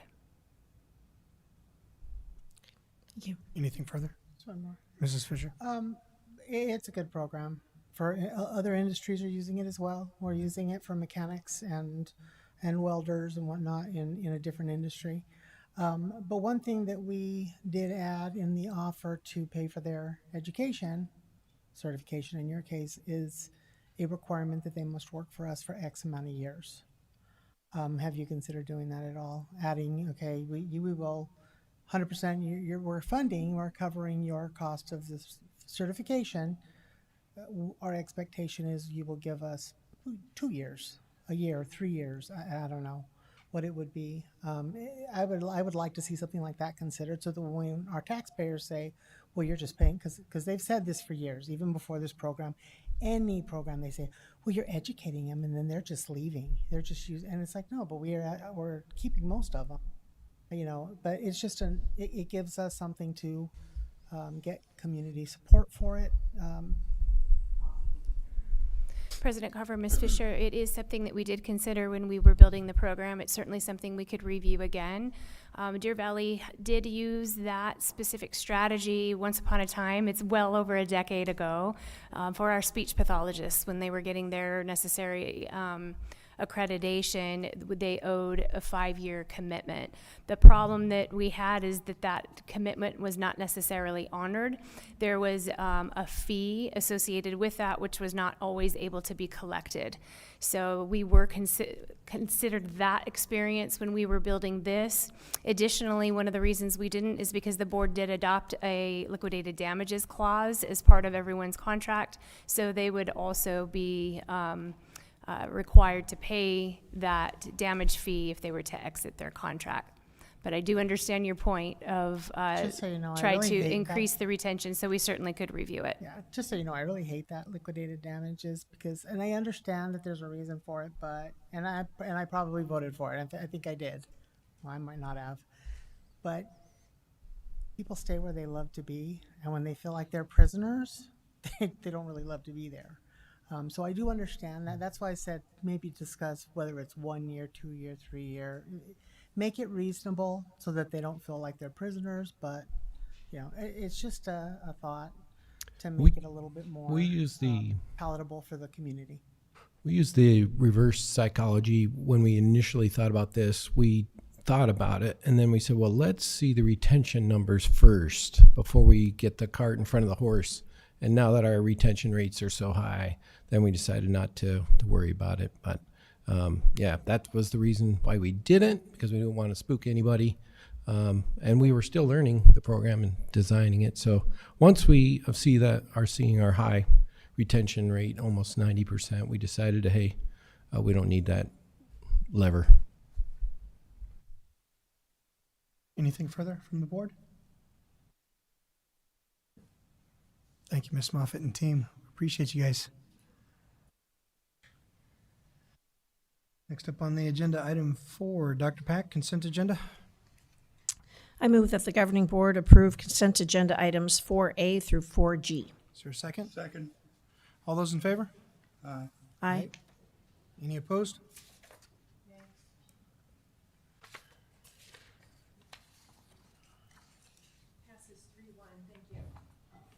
Thank you, Ms. Taylor.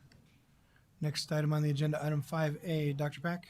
I move that the governing board approve all employee out-of-state travel for professional development per governing board policy GCCE. Is there a second? Any discussion on this topic? Hearing none, all those in favor? Aye. Aye. Aye. Any opposed?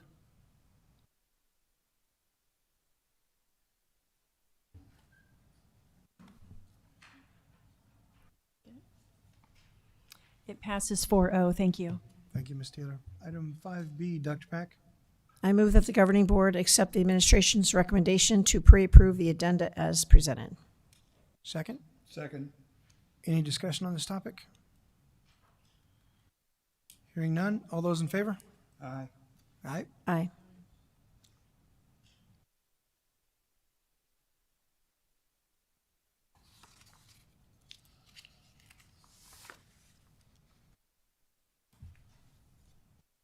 It passes 4-0. Thank you. Thank you, Ms. Taylor. Next item on the agenda for preview the 28-29 district calendar options. Dr. Galligan Yes, good evening. or Ms. Meyer? To President Carver, Vice President Dr. Pack, members of the board, and Dr. Finch. My name is Karen Meyer. I am the calendar committee chair, and Dr. Galligan, we are facilitators of the calendar committee. The purpose of our calendar committee, and we'll just move forward, is to discuss, we are on options for 28-29.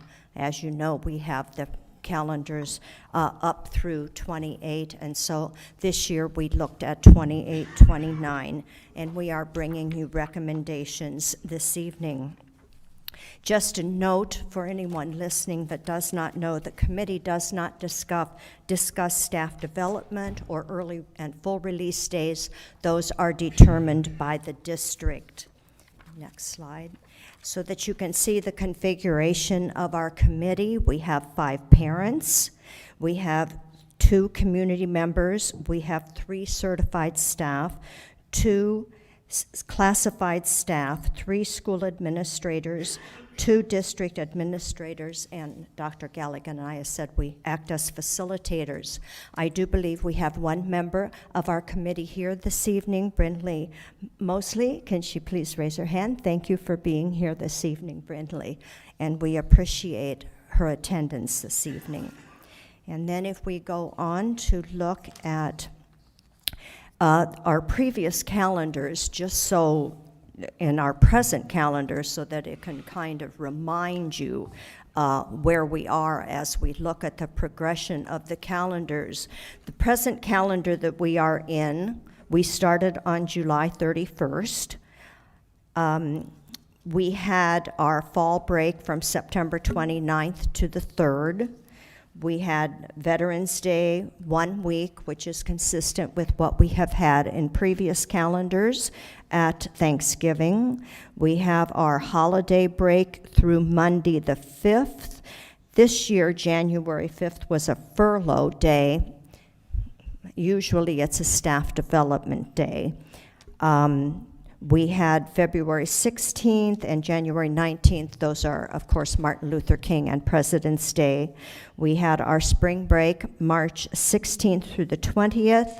We had April 3rd as our spring break day, and we are coming now to the end of school, ending for students on May 21st. And so that is our present calendar, and that calendar was a 90-90 split for the semesters. And then if you look at the 26-27 calendar, we are, for next year, we will be starting on August 3rd. We will have September 21st as a fall break day. We will have regular fall break from October 12th through the 16th. Veterans Day, our week at Thanksgiving, our holiday break through the 4th, and the 4th will be a staff development day. We then have, of course, as I said, Martin Luther King and President's Day. Our spring break will be March 22nd through the 26th. April 23rd will be our spring break day. And Memorial Day shifted down to the 31st, so we will be ending school later on May 25th of 27. That is an 87-93 split because we are ending school slightly later. So that is the calendar that you approved for 26-27. And then our 27-28 calendar, starting on August 2nd, having our fall break be October 11 through 15. We did add Friday, November 12th into Veterans Day. The committee felt people might be taking it anyway. And then we have our week at Thanksgiving, our 2 weeks plus January 3rd as a staff development day, January, February, and then our spring break will be March 13 through 17. April 14 will be spring break day, and we will be ending school on Tuesday, May 23rd. So that is our 27-28 calendar. So that brings us up to where our committee met. And let me just keep turning pages here. Okay. Let's see, one more. There we go. Okay. And then we just did also, when the committee got together, we discussed and looked at our surrounding districts, 2 to the east and 2 to the west. We looked at Peoria, and I'll just have you note their 27-28 calendar starting on July 29th. Ending on May 18th. They take 2 separate fall breaks, 2 days and then 3 days.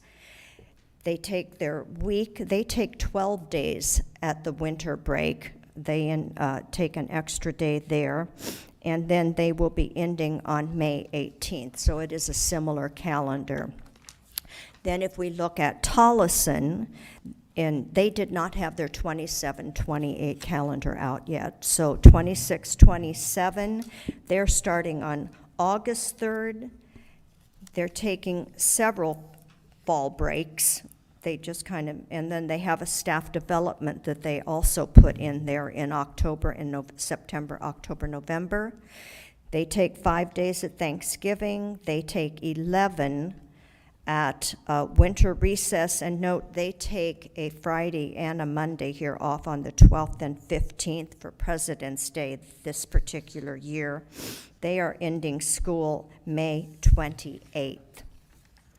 And then Paradise Valley to our east in 26-27 starts August 4th. They have a similar fall break. The difference with Paradise Valley is they take 3 days for Thanksgiving, and then they have an extra day in March, and they take 2 spring break days in April, which kind of, instead of the 3 days at Thanksgiving, so they're ending Wednesday, May 26th. And then our Scottsdale School District will be starting in 27-28 on August 9. They are taking their fall break. And then when we look at Thanksgiving, they only take 3 days, which is typical for Scottsdale. A normal winter break. They have 1 day in the spring besides spring break, so they end on May 25th. The way they start later is their Thanksgiving break is shorter.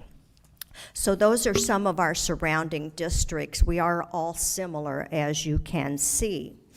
When the committee got together, we, of course, look at the guidelines that we are have to follow, and I know I go through this every year, but we do try to prioritize student learning and the well-being of our students. We, of course, have to have 180 days in our calendar, student contact days. Our first semester needs to end before winter break. We try to have an equal balance of instructional days. We do have graduation dates set at State Farm Stadium for 27 on May 24th, and then in 28 on May 19th. We have those reserved at this time. We end our school at the end of the year before Memorial Day, and of course Memorial Day varies for a whole week, and that's why we have sometimes an earlier start and sometimes we're able to start a little later. Our holidays and breaks, We have kept consistent in having now a 1-week fall break and a 1-week Thanksgiving break, which thus moves the start date up a little earlier when you look at our calendar. Our winter break is a typical 10 days, and then we have one staff development day that makes it 11 for students. We do honor one Jewish religious holiday in the fall, either Rosh Hashanah or Yom Kippur, and we also honor in the spring the Christian holiday, Good Friday, of course, as well as Christmas within our winter break. We have one staff development day scheduled, and we did note those in 27 and 28. They are they are tagged on to winter break. We try to balance in order to have an equal number of instructional days and also balance how many are off first semester and second semester. So when you put all those together, it makes it gets a little bit constrictive in what you can do with start and end dates. But we do come up with some options. So just before we go over the two options that we're bringing to you, I do like to let you know how our committee gets together. We have committee members that have been on the committee for many years. They bring the consistency and the knowledge of previous years on. Then we also have new members come in as former members go off, and so that is kind of the makeup of the committee. Usually what happens in the fall is I'll sketch out maybe 2 or 3 beginning calendars that are possibilities, send them to the committee, and then invite the committee to come up with options and different variations of those calendars. We then get together and have an in-person meeting where we discuss the pros and cons of each different calendar. We get the perspectives of our parents, of our teachers, of our classified, so we try to get input from all of our stakeholders. We then narrow down those options, and we end up voting and bringing 2 options to you. So these are the 2 options. They're very, very similar this year, only 1 day difference. And so if we can go ahead and look at option A. Option A we have in 28, 29 now, starting August 1st. We have September 21 and 22 off for fall break. The reason for that is Rosh Hashanah starts on the 20th and ends the 22nd, so we're honoring Rosh Hashanah on the 21st into the 22nd. We wouldn't want to take just 1 day and leave a Friday off. We then have October 9th through the 13th, which includes Columbus Day. We have November 10th, of course, being Veterans Day, our week at Thanksgiving. We start winter break on the 23rd. We end up coming back. It's a late winter break. Again, that's the other thing that varies depending on the calendar. We come back now on January 9th, so everyone will have time after the holiday. We then will honor Martin Luther King, and in February, President's Day. We have our spring break, March 12th through the 16th. March 30th coincides with Good Friday, and thus bringing our end date to May 24th. As you see, Memorial Day is later. That gives us a 90-90 semester split. So that is option A.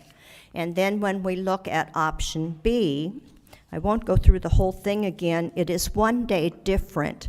Note the start date backs up from the 1st to the 31st, and that extra day, the committee suggested putting April 30th because of Good Friday being March 30th. That's a long time to go all the way through April and May to the 24th.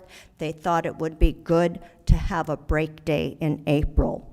And so that's why that calendar, if you note on the top, has a 91-89 split, but that's the 1 day difference.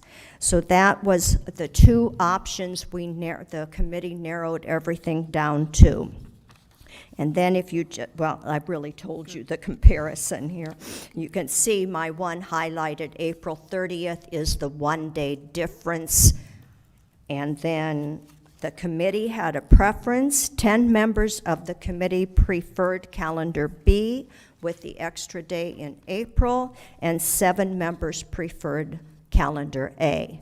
And so that gives you what our committee brought and what we discussed, and I can open this up to any questions that you might have. Questions for Ms. Meyer? Mrs. Fisher? Are we intentionally keeping all graduations on 1 day? Is that going to be like a thing now? Yes, the State Farm Stadium required us to move to 1 day. They didn't give us an option because of cost factor, because of other districts. They just informed us we are now on 1 day. And are we looking for other sites? Because I'm hoping we don't kill staff that day. And Desert, I'm sorry, Ms. I Fisher. said, I'm hoping we don't kill staff that day. That's, I mean, I'm used to working 12 to 15-hour days, but that's a 12 to 15-hour days, funneling hundreds, thousands of kids through a stadium. And while each high school will have their own staff that rotate in and out, you yourself, this is a lot for you to handle. It's a lot for the photographers to handle. I would like us to consider possibly seeing how this year goes, and then maybe consider a different venue or something. But yes, those things I know they don't ever come to discussion, but it's something that is concerning. Yeah, I understand your concern. Desert Diamond Arena also required us, when we looked at them as a possibility, 1 day also. There are other school districts that do 5 in 1 day, and it is a very long day. I understand totally. Thank you for your comments. Anyone else? Dr. Pack? Does DVEA weigh in on this? I don't know if, as far as you listed community members, I don't know if any of them belong to the association, but. Yes, we have a representative. DVEA has a teacher representative they appointed to the committee, yes. And also the, is it DeVespa? DeVespa president is on the committee. So we do have that representation, along with, I don't even know if the other 2 certified members might be members. They're at large from, I've never asked them if they're members of the DVEA, but the 1 member is and was appointed by DVEA. Thank you. Just real quick, again, you said 10 of the committee members were option B and 7 were option A, is that correct? Yes. Okay. And option B has the extra, has 1 day earlier start, July 31st, with a day off April 30th. That's it's almost 8 weeks in between if you decide not to take a day off. I'm sorry, it's almost 8 weeks in between if you decide not to take a day off.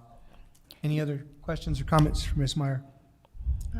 Yes, Mrs. Fisher. I just do want to comment that one of the biggest sticking points that we have received every time this comes forward is school starting before August 1st. And I have no idea why that makes a difference, but that's what always sends our communities in panic. The only time I ever get complaints is, oh my God, you're starting before August. President Carver, Ms. Fisher, absolutely hear that. It's 1 day.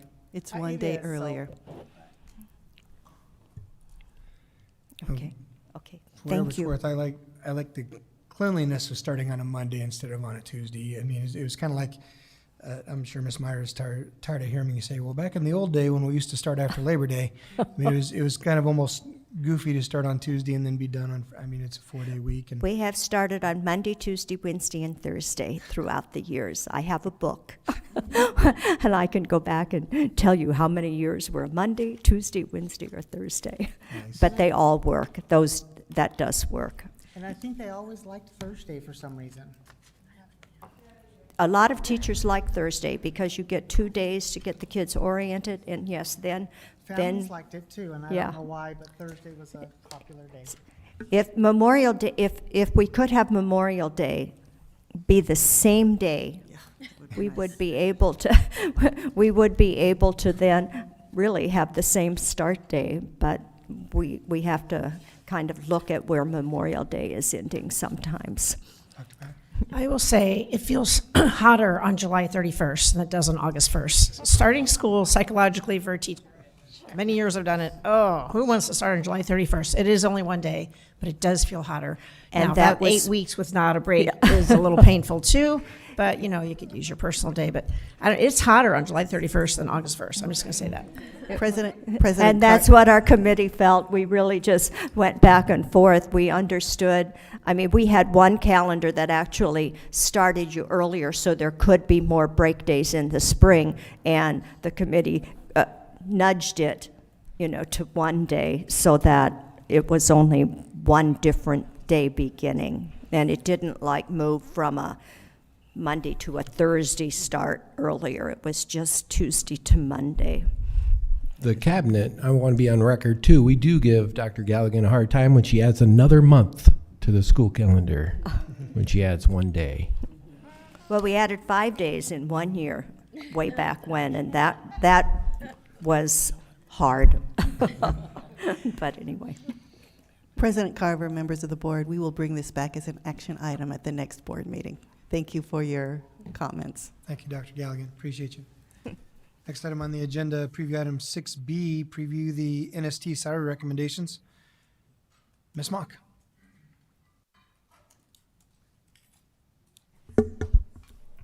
President Carver, members of the board, Dr. Finch, and guests, it is my privilege to present a preview of the fiscal year 27 salary recommendation from the Negotiated Solutions team. Our team is a committee made up of administrators. Myself and Mrs. Moffitt kind of chair the committee. As administrators, we also have Matt Huria and Megan Quayle. We have our representatives from DVEA, a couple who are here in the audience today, Kelly Fisher and Monica. Harley Kilman, Nathan Eubanks, and Stacy Barocious are also on the team. From DeVespa, or our classified staff, we have Jeff Kingsley, Benjamin Pina, Jennifer Morales, Mason Rose, and here in the audience, Carrie Knudsen. And for our DVBLT, or our building leadership team, Jamie Hood, Teresa Milks, David Vines. We did have a vacant position. It was filled halfway through the year by our print services manager, Eric Hackenschmidt. He left in January, right after winter break, and we were so far in the process, we just decided it'd be easier to replace on the next cycle. But we did have an alternate for BLT, Jessica Brunk. Per governing board request several years ago, each of these teams for DVEA, DeVespa, and DVBLT, they have individuals that are members of the employee group, but a member that is not a member of the committee that is not a member of the employee group for all three of those. And we also have individuals who are less than 10 years in their profession or in the district as well. So we get that balance between newer staff, older staff, the association view, and the non-association view as well. Here are the amount of times we met. We actually had 2 more meetings than usual this year. Typically, we have 1 per month. It is prior to the first board meeting each month. This month, we had an additional meeting in both February and March in order to be able to bring you the salary recommendation today. Our next meeting will be next Tuesday, which was when the board meeting was originally scheduled, and we will debrief any discussions that we hear tonight. And then we will finalize on May 12th, where we kind of debrief the process, what worked, what didn't, and how we can make the NST process better next year. So one of the things I want to bring into this presentation this evening that we have not before are our fiscal year 27 budget priorities. We do establish them earlier in the year. I think this year it was in March, But we want to make sure that we are living up to those budget priorities established by our stakeholders. And so that number one priority was to provide competitive and sustainable compensation, including salaries and benefits, to recruit and retain high quality staff. And so that is the budget priority that this presentation represents this evening. We'll talk about salary recommendation, but we'll throw in that benefit recommendation that was approved back on March 10th as well, or March 24th. So for 26-27, our NST accomplishments include that in March 26, in conjunction with the Benefit Committee, we developed the fiscal year 27 benefit recommendation, which, as previously mentioned, we previewed on March 10th and then approved on March 24th. And then February through April 26th, we developed the fiscal year 27 salary recommendation, being previewed this evening, and with formal board consideration targeted for April 26th. With these dates, we have already issued contracts. Contracts were issued for administrative exempt and certified staff March 23rd, that day we got back from spring break. Classified staff will later in May receive their appointments. And so with the approval on April 28th, what we would do is reissue after that. The contracts, folks will not have to reaccept them, but we would reissue the contracts with the new salary amount for next year. And then we would be able to issue those classified salary appointments with the new salary amount to start with for next year. So here are the budget assumptions that we used to develop the salary recommendation. There will be a 2% inflationary increase to the base support level. No change so far that we know of in our Group A counts or the Group B counts. Good news is our Teacher Experience Index, or our TEI, increased ever so slightly from 1.0036 to 1.0102, which will cause an increase to our budget capacity. We have moved $4.5 million of district additional assistance that is typically on our capital line. We can move it to our operational line.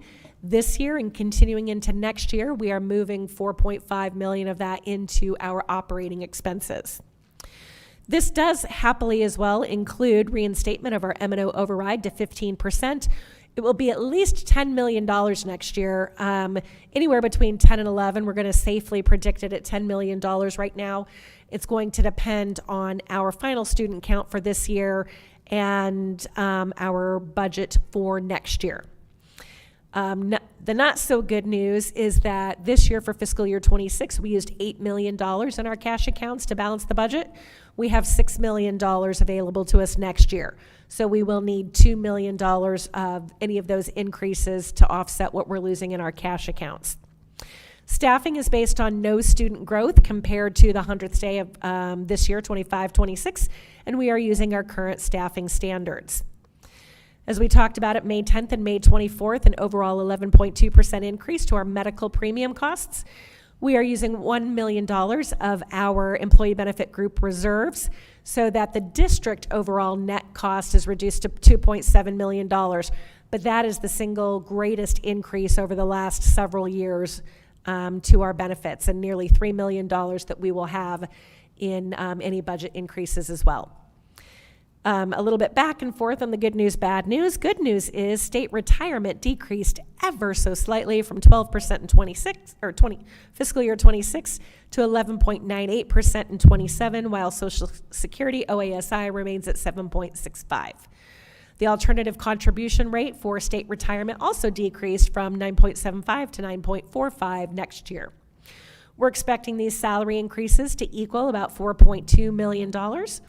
And that is for an average 2% increase for administrators, exempt, teachers, and other professional staff, as well as classified employees. Classroom Site Fund eligible staff will receive an additional $350 flat increase and $50 from the Instructional Improvement Fund. You'll see an asterisk later, but I'll go ahead and state that now. That was based on an estimate of 2% increase to the Classroom Site Fund. The good news we received last year is that the Classroom Site Fund was actually increasing by about 5% for next year. So we are still working on those calculations. I have a meeting tomorrow at 3:30 with DVEA to take a look at what that final recommendation will be. So please note that that amount will be higher when we come back on April 28th. This recommendation includes any professional growth. The budget for vacation and sick leave buyback has remained the same. Utilities remains the same. We will have an increase to our property liability insurance and probably a slight increase to our workers' compensation. And all of these projections are based on current information and could change slightly when we bring the final budget forward for preview at the end of May and then for adoption at the end of June. For historical sake, I know it's a little hard to see because we go back so far, but these are our additional salary increase history. This goes back all the way to 2018, 2019, and does include the 0% increase for 25, 26. You can see cumulatively over the past not quite decade, the administrative exempt group has had an overall increase of 31.7%, classified staff of 36.8%, and our certified and other professional staff an increase of 48.4%. So part of what Negotiated Solutions team does is not just look at what the percentage recommendation will be. Each group gets the opportunity to reflect on how that should be divided. Deer Valley does apply salary increases different than many school districts in that in order to normalize salaries from starting salaries all the way to those with longevity at the district, we split that 2% into a portion of that is a flat dollar amount, which helps the lower end of the salary or the hiring schedule and salary schedule, and a percentage. So this year, I think this is similar to fiscal year 24. Every group has determined that their group would benefit best from a 30% flat rate and a 70% percentage increase. And so what that looks like for admin exempt would be a $543 flat rate, 1.4% percentage. Certified and other professional staff would be a $373 flat rate, 1.4% percentage. And classified $270 flat rate that would be annualized to a per hour rate for them, and then a 1.4% increase on the percentage side. Overall, that's 1.19 or 4.19 or $4.2 million once we add the benefits. The good news, the benefits are coming down slightly, so whereas that used to be at about 20%, we're down to about 19.69%, so just a little bit of savings there. There was a lot of discussion. As a matter of fact, that's why we had a lot of the extra meetings, was to determine what that percentage was going to be. And so certified, we talk about their recommendation. We'll look at part of the reasoning for some of those recommendations as we get to the end. But this includes $39,500 in professional growth for certified and a little over $8,000 for classified, with no professional growth having been submitted for administrators. So here's a little more about what that looks like for the language that we have in the actual salary recommendation. That 2% increase on average to the base contract will be paid as 70% percentage, or a 1.4% increase and 30% flat for certified. There have been significant increases to the hiring schedule, and when we look at the flat dollar rates for the Classroom Site Fund and the Instructional Improvement Fund, that does help bring up the lower end or those on closer to the starting salary. Classified as well is requesting a 70% as a percentage and 30% as a flat rate, which equates to about 17 cents per hour, with no changes to the hiring rates. And this, again, we've seen with the increases to the minimum wage, that we have had to condense many of the lower end, and you can see that on that second bullet, that right now range 14 and range 15 on the classified hiring schedule both start at $16.10 an hour. And so we had many ranges below range 15 that have collapsed. And so that bottom end of the salary schedule is inching up on the higher end of the classified hiring schedule. And so with those and the significant increases, the classified group believed that to best honor those on the with longevity, that the split should remain at the 70% percentage and 30% flat. Very similar with admin exempt. The administrators felt strongly that with that second bullet there, reclassify K-6 deans and K-6 assistant principals and reclassify high school deans to high school assistant principals, eliminating the K-6 dean and high school dean from the administrative hiring schedule. Right now, that hiring schedule starts at $61,233. With the reclassification, those positions would start at $77,000 just for the K-6 assistant principal, and those who were high school deans would now be placed on the high school assistant principal hiring schedule. The reason is, we require our high school, or all of our deans, whether it's high school or K-6, to hold the same certification as any of our assistant principals, and we also require them to complete the same work, including staff evaluations. So right now, they're actually doing the exact same work as our assistant principals, but not with the same compensation. And so in order to create equity for those in that position, this was actually discussed in NST, and all groups agreed that this made sense. The teachers supported this move as well. Now with this move, it brings up the lowest end of the administrative hiring schedule. And so with that, the DVBLT did believe that that 2% increase should then be split as a 70% percentage, which would be paid at a 1.4% increase, and a 30% flat, which would be a $543 flat dollar increase. We did bring in some contingency language. This is a little bit different than what we've seen in the past. Typically, it costs about $2 million for 1%, so we've always said if there is $2 million available come our December 15th budget revision or budget reports, that NST would come together and look at perhaps some additional funding available to staff this year, just like we did the 2% one-time payment. However, in order to be able to trigger that sooner, we actually looked at a 0.5%. And so if $1 million in funds are available come December 15th, Negotiation Solutions team would come back and look at perhaps even just a 0.5%. That way we can be able to recognize and reward staff sooner than we would with the language we've had in the past.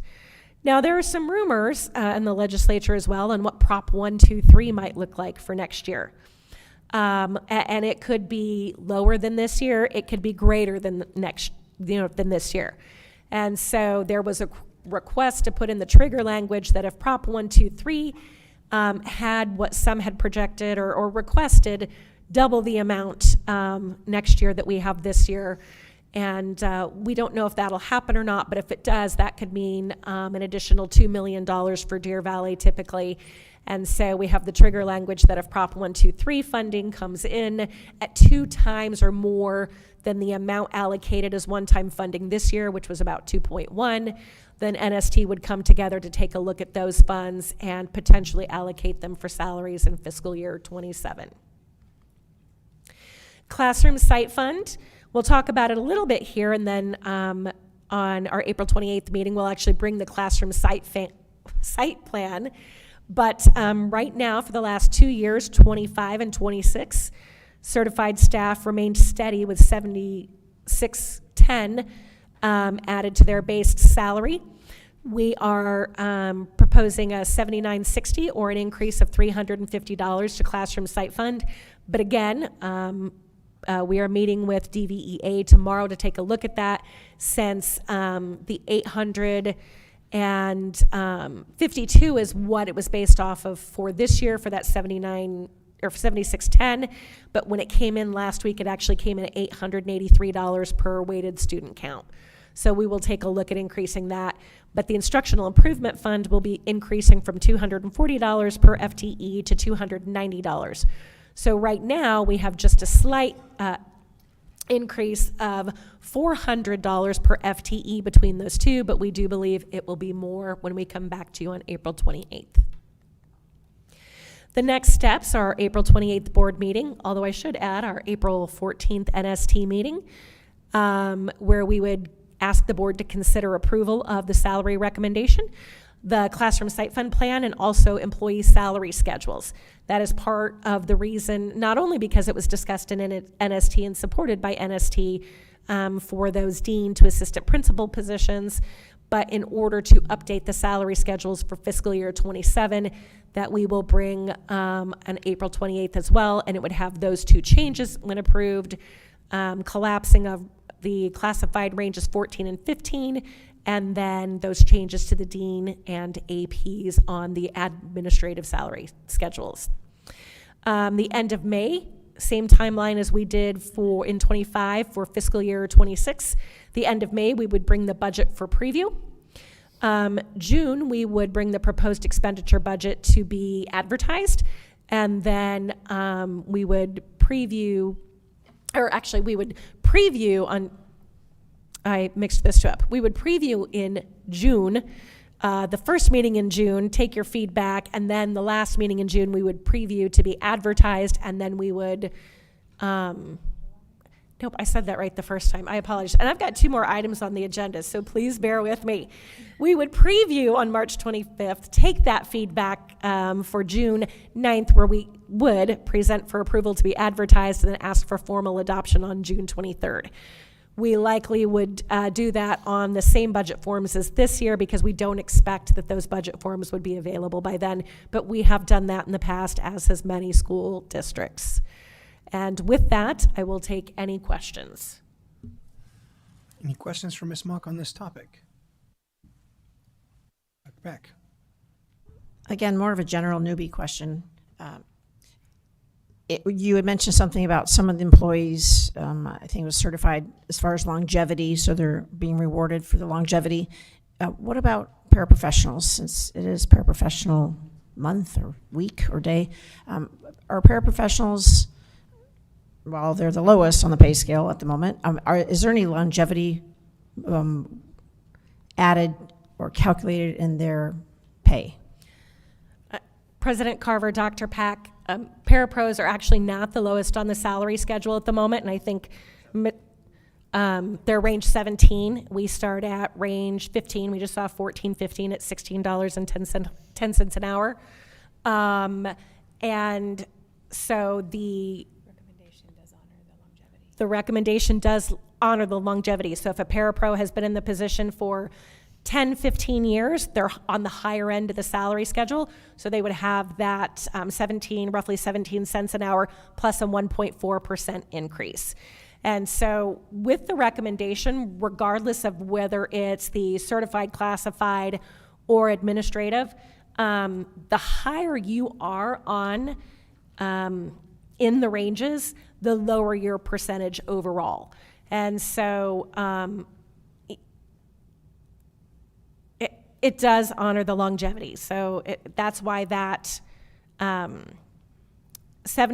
as a percentage helps those on the higher end with that longevity. So it gives them a little bit more of a bump, whereas those on the lower end who were moved up to $16.10 for a job that might, 10 years ago or 8 years ago might have been $8 an hour, just have the flat dollar amount, and then their percentage will be a little bit lower. So that's why that 70% is a percentage versus what they've typically done in the past is a 40-60. Yeah, I would reiterate that was the case that they put on the table. Each group, the administrative group, the certified group, and the classified group stated that was the reason they wanted to do the 30-70 split. If your question is if the committee made a recommendation to go higher on the flat and less on the percentage, then that would be a higher pay increase overall for those that were at the lower end of the salary schedule. So Ms. Mock, when you said the longer they're here, the less percentage, does that mean that a new person walking in the street that just gets hired will actually make more than people that have been here longer? President Carver, Dr. Pack, no.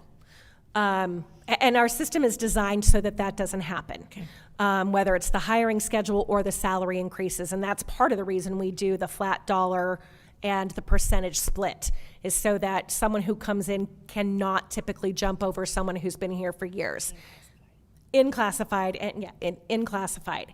And so it's almost hard to explain without showing the numbers. So everyone will get the 17 cents and then the 1.7%. But for those on the lower end, that might mean a 2.63% increase. And even though someone on the higher end gets a higher raised dollar value overall, it might be 1.93%. And that's just the way the math works out when it's not a straight percentage.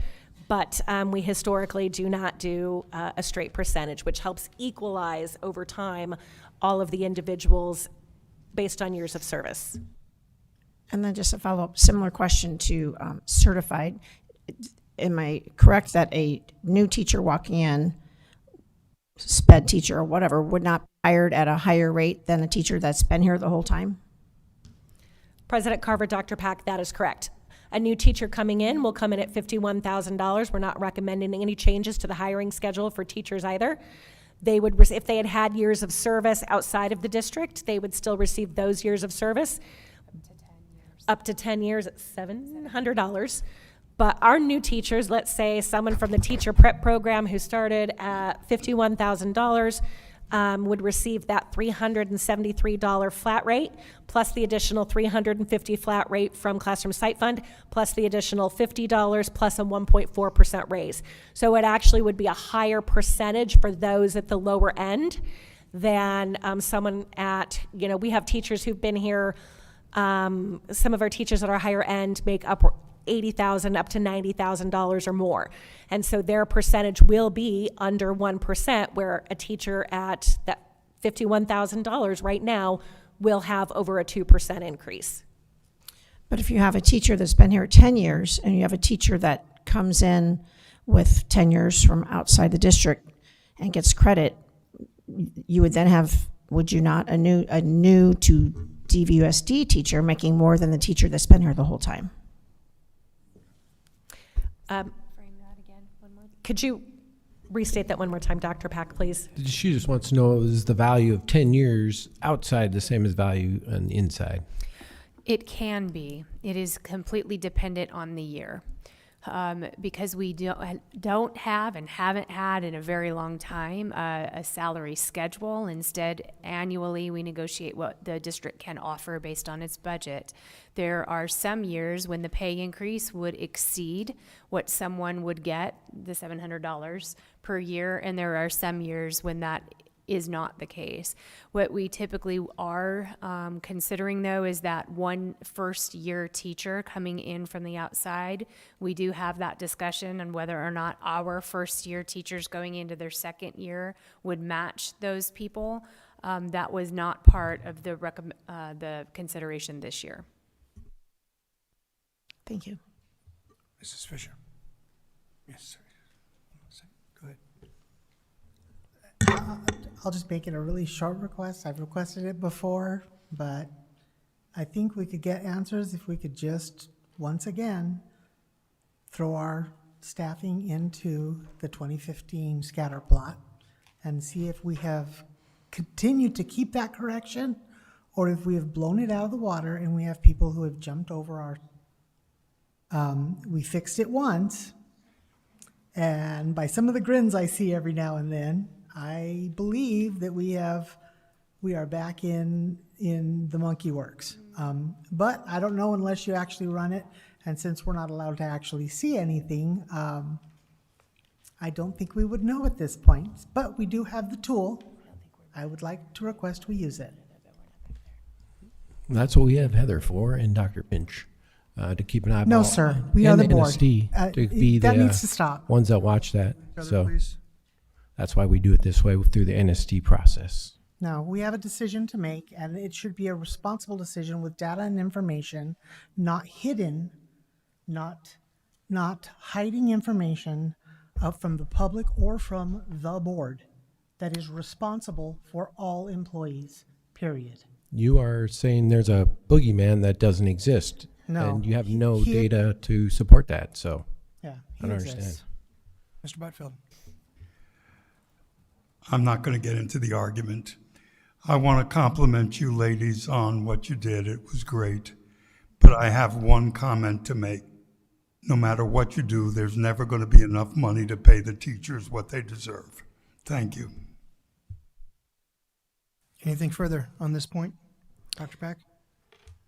Since Dr. Smith is amazing at data, would that be a quick hit a button check to make sure teachers aren't getting jumped over by other teachers walking in? Because that I've heard that happen, and that's heart-wrenching to a teacher who's been loyal to the district, and then another teacher comes in and makes more than that person that's been here the whole time.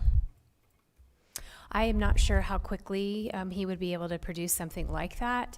I think it is really important, at least, to note that that's always going to be a possibility. The cost of, I think perhaps what you're asking is, what does it really look like? Not necessarily something that can be resolved in full, maybe in part, but never all the time, because the board agreed that they would pay $700 per year. It used to be $800. This is what Ms. Fisher is referencing. There was a point in time when we worked to fix that.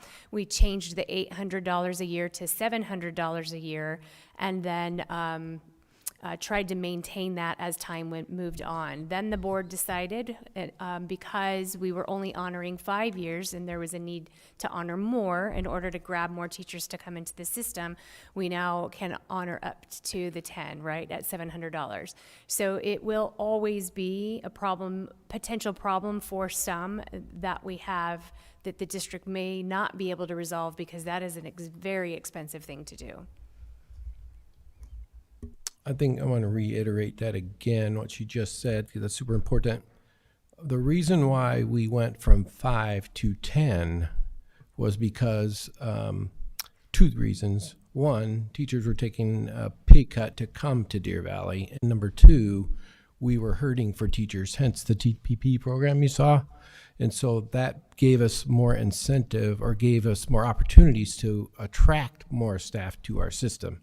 So that's, and actually the board is the one that approved that, that request to go to allow up to 10 years, because that's what we were struggling to find staff 6 years ago, 7 years ago.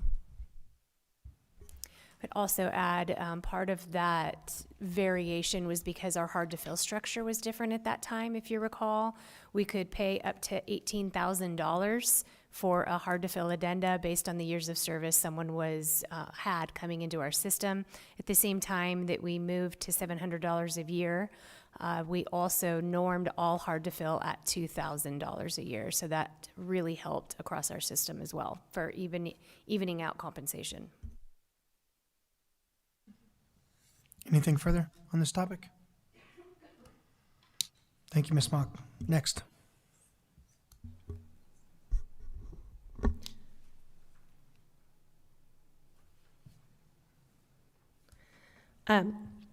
President Carver, members of the board, Dr. Finch, and guests, I do not have a presentation for these next two items, but these are annual requirements. We're going to start with our fiscal year 27 facility rental fee schedule. We don't have a presentation because we are not requesting any changes to the fee schedule from what we have currently. I believe we recently had some increases, but the fees that we have now are sufficient to cover all costs and comparable as well. With that, I will take any questions on the fiscal year 27 fee schedule. Anything for Ms. Mock on this topic? Mrs. Fisher? The only thing I've received, just for an FYI, they may have just given feedback and just go away, which happens often, but they were concerned about the class 1, class 2, class 3, and is the board, I think their main complaint, well, one set of group, their main complaint was, are we allowing religion, blah, blah, blah, and the other side was, are we allowing political, blah, blah, blah, and they were going back and forth.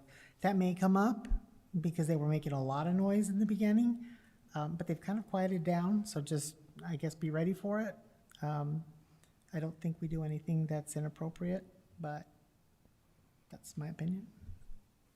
Thank you. Anything further? All right, Ms. Mock. All right, and the last item I have on the agenda this evening is preview of our fiscal year 27 fee schedule, to include our extracurricular activity fee, or our tax credit. That is for $1 up to, but no more than the actual cost of the activity. That starts the list, and all the way down to the end of the list, we have no changes for this fee schedule either for fiscal year 27. And it includes our athletics, athletic passes, any tuition for courses. Sorry, my screen has now frozen. But it is the same fee schedule with no changes other than the fiscal year on the top. So I will take any questions on the fee schedule. Is this the fee schedule that is directly related to parking passes? President Carver, yes, it is. Thank you. Dr. Pack?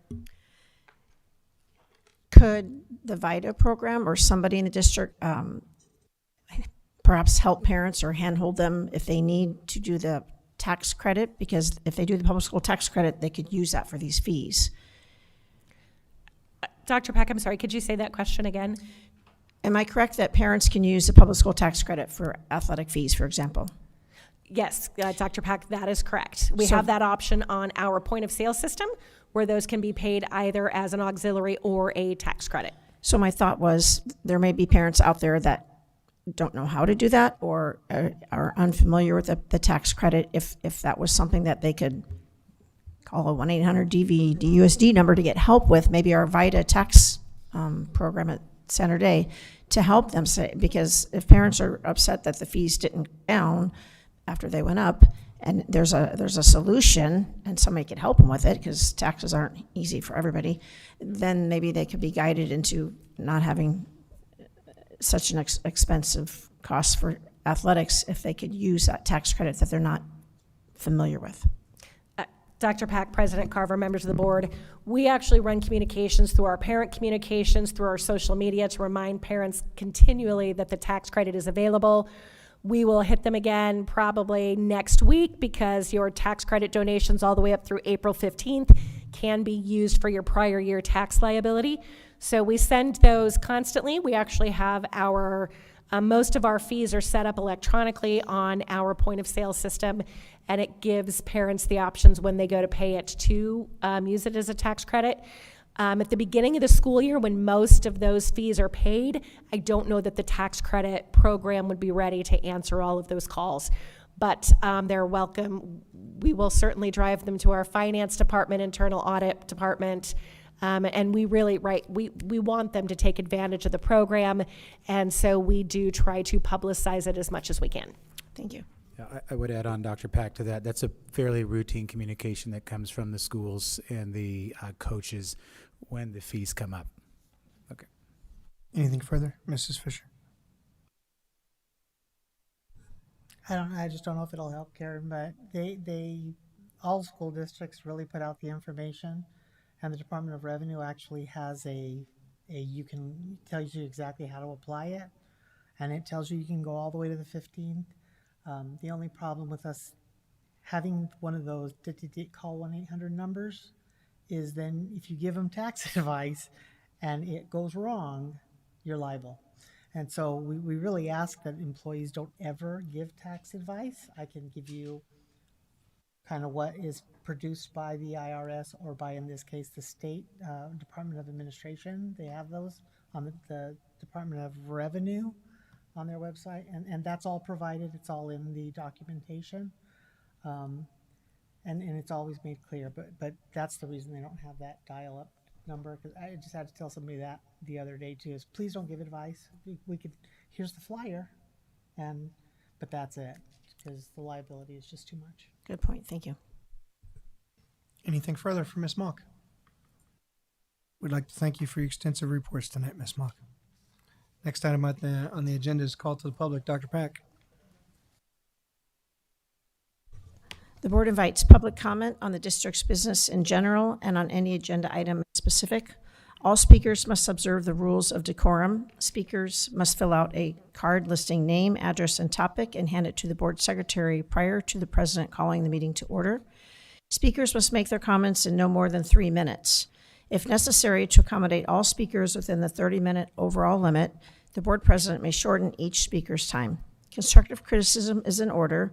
Rudeness, vulgarity, disruptive conduct, or remarks disrespecting personal dignity are not in order, not be allowed.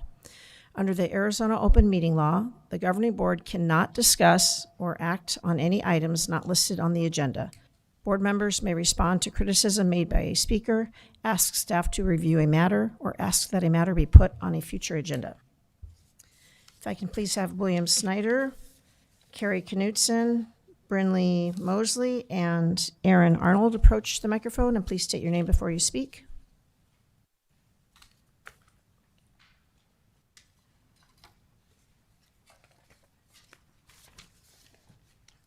Hi, my name's William Snyder. Thank you for allowing me to speak tonight. I want to talk about the issues that the district has in its continuous ongoing search for bus drivers. I ran a company for many years back east before I moved out here where we recruited bus drivers. I wanted to give you some tips and tricks and things that you should look at that might help you in the struggle. There are certain types of people, there's certain classes of people that you should target who would be very good candidates for bus drivers, although it may not appear that way immediately. Retired public safety individuals, policemen, firefighters, military veterans. These are people who, they devote their life to helping others, so it's a natural for them to want to drive a school bus. And needless to say, an ex-cop as the driver would probably help the children behave better. Parents of school-age children. You can arrange the schedule so that they can take their kids with them to school and the kids can sit in the school in this way. They have childcare at all times.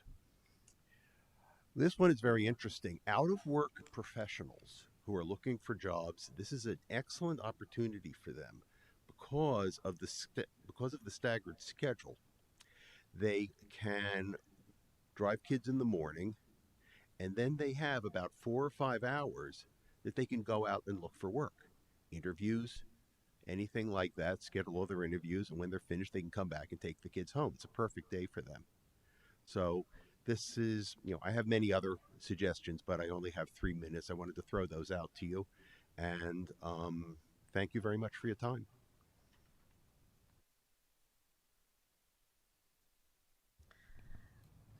Good evening, school board members. I am Carrie Knutson. I'm here to talk about Mr. Carver's suggestion for Deer Valley to be #1 in Arizona, having the most national certified teachers. He's willing to give $3,000 to a few teachers and a 2% raise to the rest of us.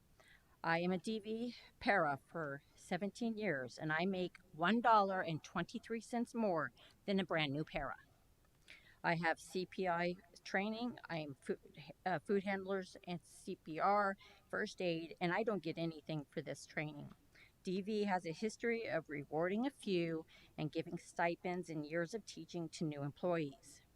But as a loyal and faithful employee, you get nothing. Back in 2009 and 2010, teachers got a 3% cut in their salary for each year.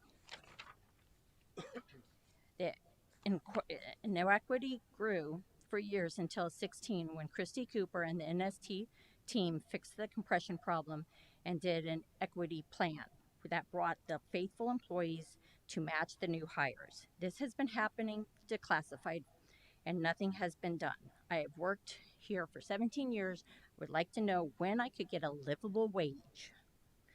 I also, some of us are staying even though we are not getting much money, because when we retire, we do get our health paid. So we get rid of that, you're going to get rid of a lot of the old teachers and a lot of the old employees. So we're staying because you used to reward being faithful and backing people, and now it's we want the new people, so we're going to give them a stipend, we're going to give them the 10 years instead of 5, but that other teacher that 5 years ago had 10 years, but she only got 5, she doesn't get the extra, but the new person does. So I think maybe a 2% classified, that 17 cents is still not going to bring me up to a livable wage. I mean, I'll be making what? Maybe $1.75 more than a brand new para? Thank you.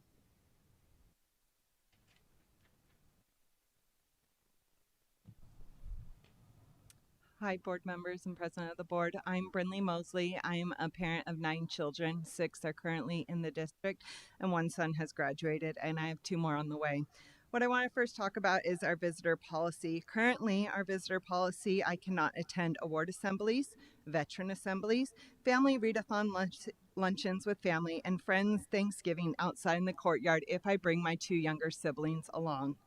I cannot bring my younger kids to go on and cheer on their older kids when they make award assemblies or honor roll and achievements. I would like us to look at our policy and maybe adopt the Peoria School District policy where it says that younger kids can attend as long as the parent is there responsible for them.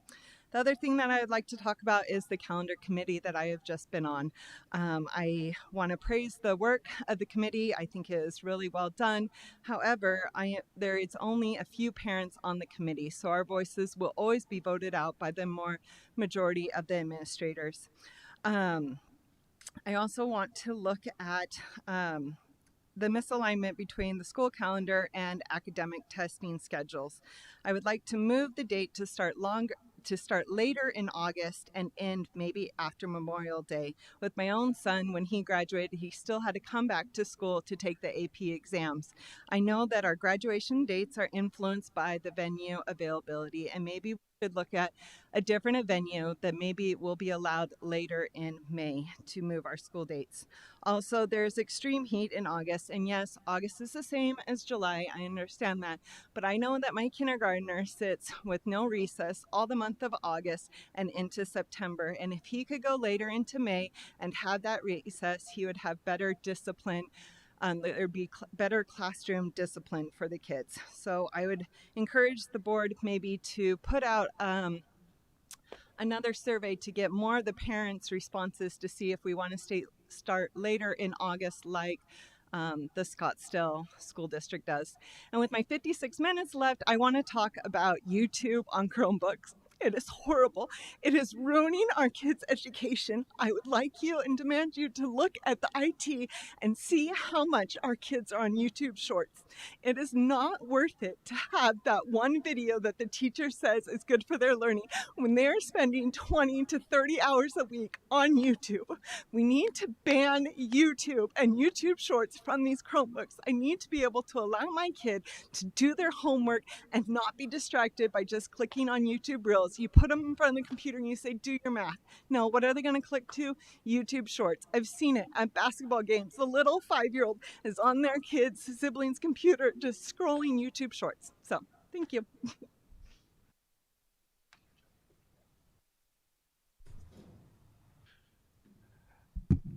Hello, President Carver, board members, and Dr. Finch. My name is Aaron Arnold, and I'm an ELA teacher at the Barry Goldwater High School and the DVA site representative for our campus. 2 weeks ago, I stood here to share concerns about our members and our teachers across the district regarding compensation and the challenge many educators are facing today. Tonight, as the board begins this discussion around possible raises, I want to briefly return to the conversation and continue to share the perspective of the teachers that I represent. First, I want to thank the board for taking this time to discuss this issue.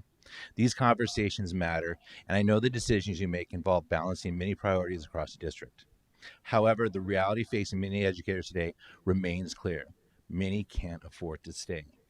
That means many talented educators who enter this profession and passion with commitment are leaving before they have the chance to become experienced mentors and leaders our schools need, and more importantly, what our students need. Since the last board meeting, I've continued to speak with teachers across our district. Many of them care deeply about their students and their community, but they're increasingly worried about whether they can afford to stay in the profession long term and have had dialogues about leaving. I also want to address that something's come up in conversation around this issue. There's sometimes a perception that discussions about raises are about teacher greed, but in reality, it's about doing what is best for the students. We can't create a stable and effective learning environment for our students if we don't have consistent, experienced teachers in front of them every day who are not spending time and effort at a second job, who now have less energy to give their students. Across America, we're not losing teachers because they stop caring about students. We're losing teachers because they can't afford to stay in the profession they love. Teachers remain in this work because they believe in the students, in public education, and in their districts and communities. But when the financial reality of the profession makes it harder and harder to stay in our district, risk losing talented educators who want to remain, but they feel that they can't simply afford to. As the board continues to discuss its discussion tonight and prepares for the vote later this month, I respectfully ask that you consider what meaningful investment in educators can mean for the long-term stability of our students. Because when we invest in our teachers, we're not simply supporting educators, we're investing directly in the success and stability of our students. If we want great teachers in our classroom tomorrow, we must make it possible for them to stay today. And with the 30 seconds I have left, I want you to think about what the inflation rate is right now. Is that 2% actually going to cover that? Is that going to help? Thank you.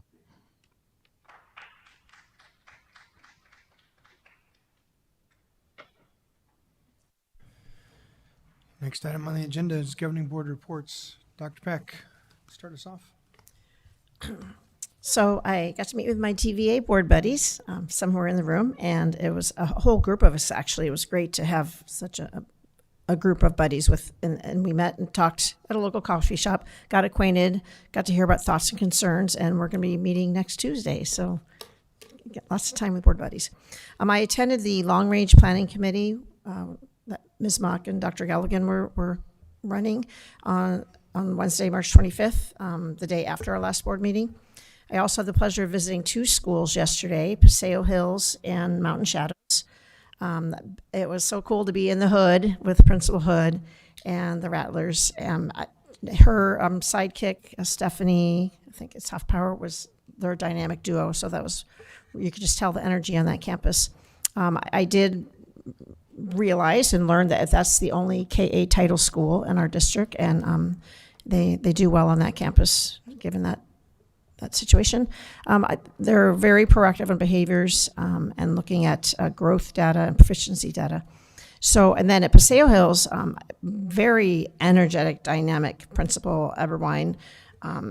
I'm not gonna lie, I think we're gonna miss him. He's a neat guy, but super energetic. I'm glad I had my flats on so I could keep up with him with his walking pace. And his Dean of Students, Nicole Llanas, it was neat to see her, and Carrie Knudsen, who was in the office. But they're the ones who are looking at just not at the growth, but at proficiency, which is something in my mind as far as looking at our data across the district. And I have to give a shout out to Jody Todd, the reading specialist for the 3 to 6 graders, because we always hear about reading specialists for the younger kids, but some of those older kids really, really need the intervention. And what she has going, we should duplicate and do across the district, in my opinion. She's amazing. Also Veronica with the younger kids. And I did post on my social media page about it's a school-wide effort with the data, and the kids understand why they're trying to do good on their scores and like competitive and to beat their own PR like runners. And so the classroom data, then it goes to the hallway data, to the school data, and President Eberwein just really hypes up the kids to, do your best, you're amazing, you're smart. So it was really, really neat to see that leader in me that they have going on there. I met with Dr. Finch yesterday and talked about school board stuff in general. I reviewed vouchers. I do think now that the vouchers that I review cannot be FOIA'd, because somebody asked about something and I said, you can FOIA it, and they actually were not able to FOIA it. So that might be something to look into. But anyway, I did review lots of them and signed lots of them. So reviewed all of them, signed them. I plan to attend an ASBA Zoom training tomorrow because it's my spring break and I'm doing all kinds of.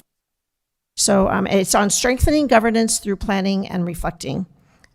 Some of us will also be attending the National School Board Association meeting the end of this week, Friday and Saturday and Sunday. I did submit the ASBA legislative rankings. I did my homework per the board suggestions. Shout out to Paraprofessional Day, which was on April 3rd.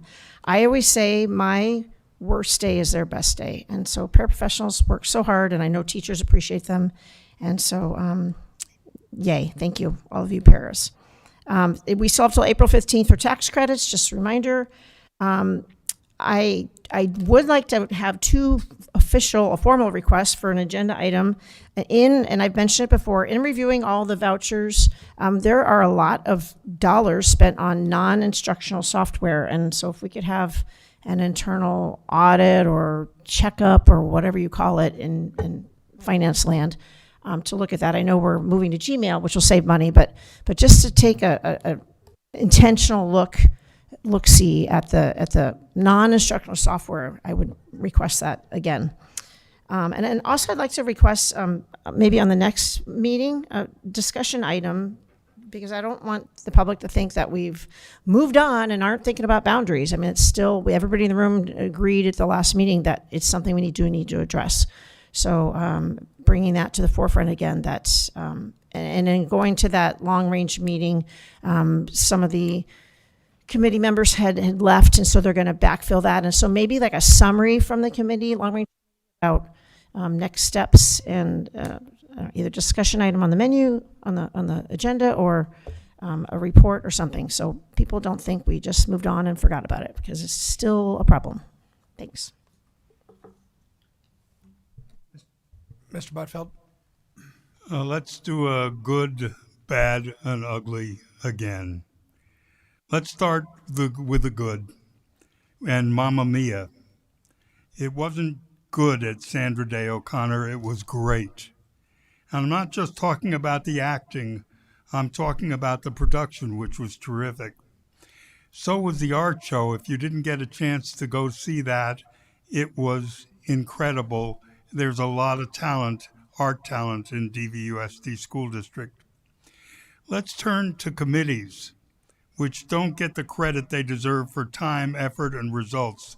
Think about the budget, calendar, finance, and yes, boundaries. And I'm joining the Boundary Committee. It takes time, volunteers, and effort to make those things work.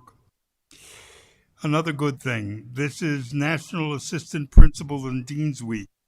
In the Barry Goldwater region, that would include Dawn Pace, Dr. Eric Comer, Jason Levine, Kimberly Silverman, I'm going to mispronounce these names, Samantha Botsko, Tom Hancock, Tiffany James, Elizabeth Goff, Samantha Rabarge, Amy Vlasti, Stephanie Hofpour, Max Wood, Rebecca Barnes, and Amy Walsh. Also good, the voucher reform or perfect education act is getting signatures. This week, Superintendent Horn's own team admitted that 12 News was accurate in its reporting that 20% of ESA voucher parents had misspent $10 million in 1 year after 12 News identified significant flaws in an analysis touted by Horn's Arizona Department of Education 2 weeks ago. Now let's look at the bad. Last week, the American Federation for Children launched a fake initiative campaign to confuse and disenfranchise voters who want to sign the Real Protection Education Act. They're hoping to fool voters into thinking they've already signed, and they have hired many paid circulators to get that job done.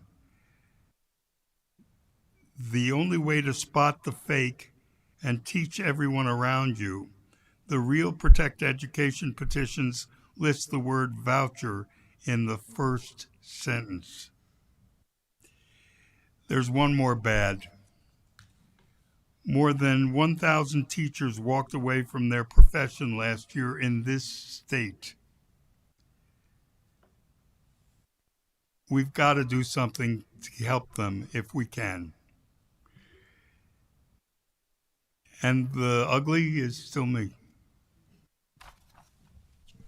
Mrs. Fisher. Okay, I'm going to go ahead and keep these in order. Just to reiterate the request about the transportation. The numbers for Deer Valley are really, really odd. In 2026, miles driven in the first 100 days is 79,000 more than the prior year. And the year prior is pretty much equivalent to 25. So I would really like to know why.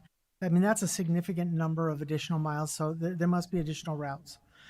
Even though our enrollment has significantly declined, our ridership has not. It has actually increased significantly. 24 and 25 were relatively right around 86 to 89,000 or 800. So 8,000 of approved. And in 2026, it was over 10,000. So the numbers, when you look at what we have, is just kind of off. And also the contracted number, miles for sped, is just also kind of 24 was over 65,000, 25 was below 25,000, and then again 26 is up to 42. So just a few questions. I just would really like to understand the numbers. I know we use the RFID, and there's a lot that they keep really good records, so I just need to understand them. We talk about increases, and our staff do need increases. But we have repeatedly talked about looking at realistic job studies for not just for our classified staff. I'm sorry, but the value of a paraprofessional is you can't put a value on them. They're hands-on with some of the hardest kids, and some of these teachers, they know they could not handle the class if they did not have a good para at hand. And we have looked at it. We've talked about our teachers' increases, but then we also talk about how we have this scatter plot that we're no longer using, which could tell us exactly what's going on. But that also takes a segue right into the vouchers. You're right, they can't be FIO'd because that's a federal act and we're not bound by it. But public records, we are. And they are public records, and there's absolutely no reason they should not be provided. But they're not provided to the public because they're not even provided to the board. I can go on to other districts' board docs and look at their entire vouchers with the supporting documentation. It is something that is regularly provided to boards across this state, just not here, and not to our community, and that is also very problematic. So again, it is a discussion we need to have, and we need to start seeing why some of this stuff is happening. And the final is stems actually from the Friday update, and I'm really glad that it was in there because I had actually forgot to look at my notes and write up exactly what I needed to say. Number one, if I'm writing myself personal notes, no, I'm not leaving them, period. It is not going to happen. We are not in a dictatorship. And I write myself notes. I have ADHD. I think about 1,000 things in a span of 5 minutes. They may not have anything to do with your conversation, but I'm having that conversation. I'm remembering something. I'm looking up data. I'm remembering something that occurred, and I will not leave them. That's number one. Number two, I do get that we need to leave recording devices out because of the policy that was adopted by part of the board, and that's, I hope that a future board repeals that completely, because if you can't trust your board, it's kind of pretty stupid, especially when the only one who has ever violated executive session has been the administration that has an actual recording of all executive sessions. So it's like you're leaving the recording with the fox that's in the kitchen, in the chicken house or whatever. It's nonsense. And the final thing is that last board executive session that we had did not meet the criteria for an executive session. So I am asking that we have a meeting to have that discussion in public. If we are discussing an individual, a person who is attached, then that criteria matches. but to discuss just a position, it does not meet the criteria for an executive session. It should be a public meeting. It's required to be a public meeting.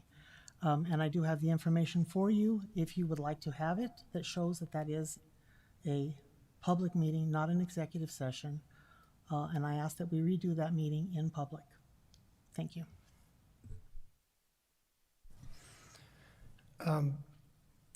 Since we touched on NST a little bit tonight, I'll go ahead and respond a little bit to some things that were said. Paraprofessionalism has a close place in my heart, which I've discussed several times from the dais and out in public. My family's been engaged with it for decades now. The point that I made about stipends is that's an opportunity to get money in the hands of the people that are trying to find a way to get paid more money. We all know that inflation has been over 4% every year for as long as that we can all remember. Sure would be nice if the amount of money that school districts receive was increased by the amount of inflation so that we could do what every other government agency in the world does, which is give everybody the cost of living increase every year. School boards, school districts don't have that luxury. So I'm all about thinking outside the box and trying to find a way to get people what it is that they need to live and have a living wage using the tools and the resources that we're given. So I apologize if my statement last meeting offended anybody. That was not the intent. It was merely a way to try to get us to the place that so many are trying to get to. It was just an opportunity. So, but on to what it is I've done over the last couple weeks since our last meeting. Stetson Hills had their Stallion Showcase. Some schools call that the Evening of Excellence. It was amazing. There were literally hundreds upon hundreds of community members there walking through the classrooms, looking at the different projects that were going on. The classrooms were discussing American and Arizona history, U.S. Constitution, the different wars that we've gone through, and there was a lot of really good stuff there. The choirs were performing, the bands were performing, the PTA, PTSA that was there had an amazing table set up for the silent auction. And for those of you that don't know, if there's a silent auction around, I'm that guy that likes to run it up on everybody. That's why I've got a little stash at my house of things that I really have no use for, because I generally end up getting stuck with it. But not this time. I was invited by the booster club at Sandra Day O'Connor that takes care of the track team to work the concession stands with them last Wednesday. For those of you that have never been blessed enough to have a child in track, as I have, that's always a several-hour commitment, track meets. They started around 3:30, 4 o'clock, and they don't get done until well after the sun goes down. But they had McClintock, Shuttle Ridge, Barry Goldwater there, and I worked in that concession stand. We sold canes, we sold pizza, we sold chili dogs, chili nachos. Good time. I gained 5 pounds just listening. You gained 5 pounds just listening. I was also able to attend Mamma Mia with my wife. We attended it at Barry Goldwater, though, Mr. Botfeld. I'm sorry. But I tell you what, we've got some amazing talent in our district.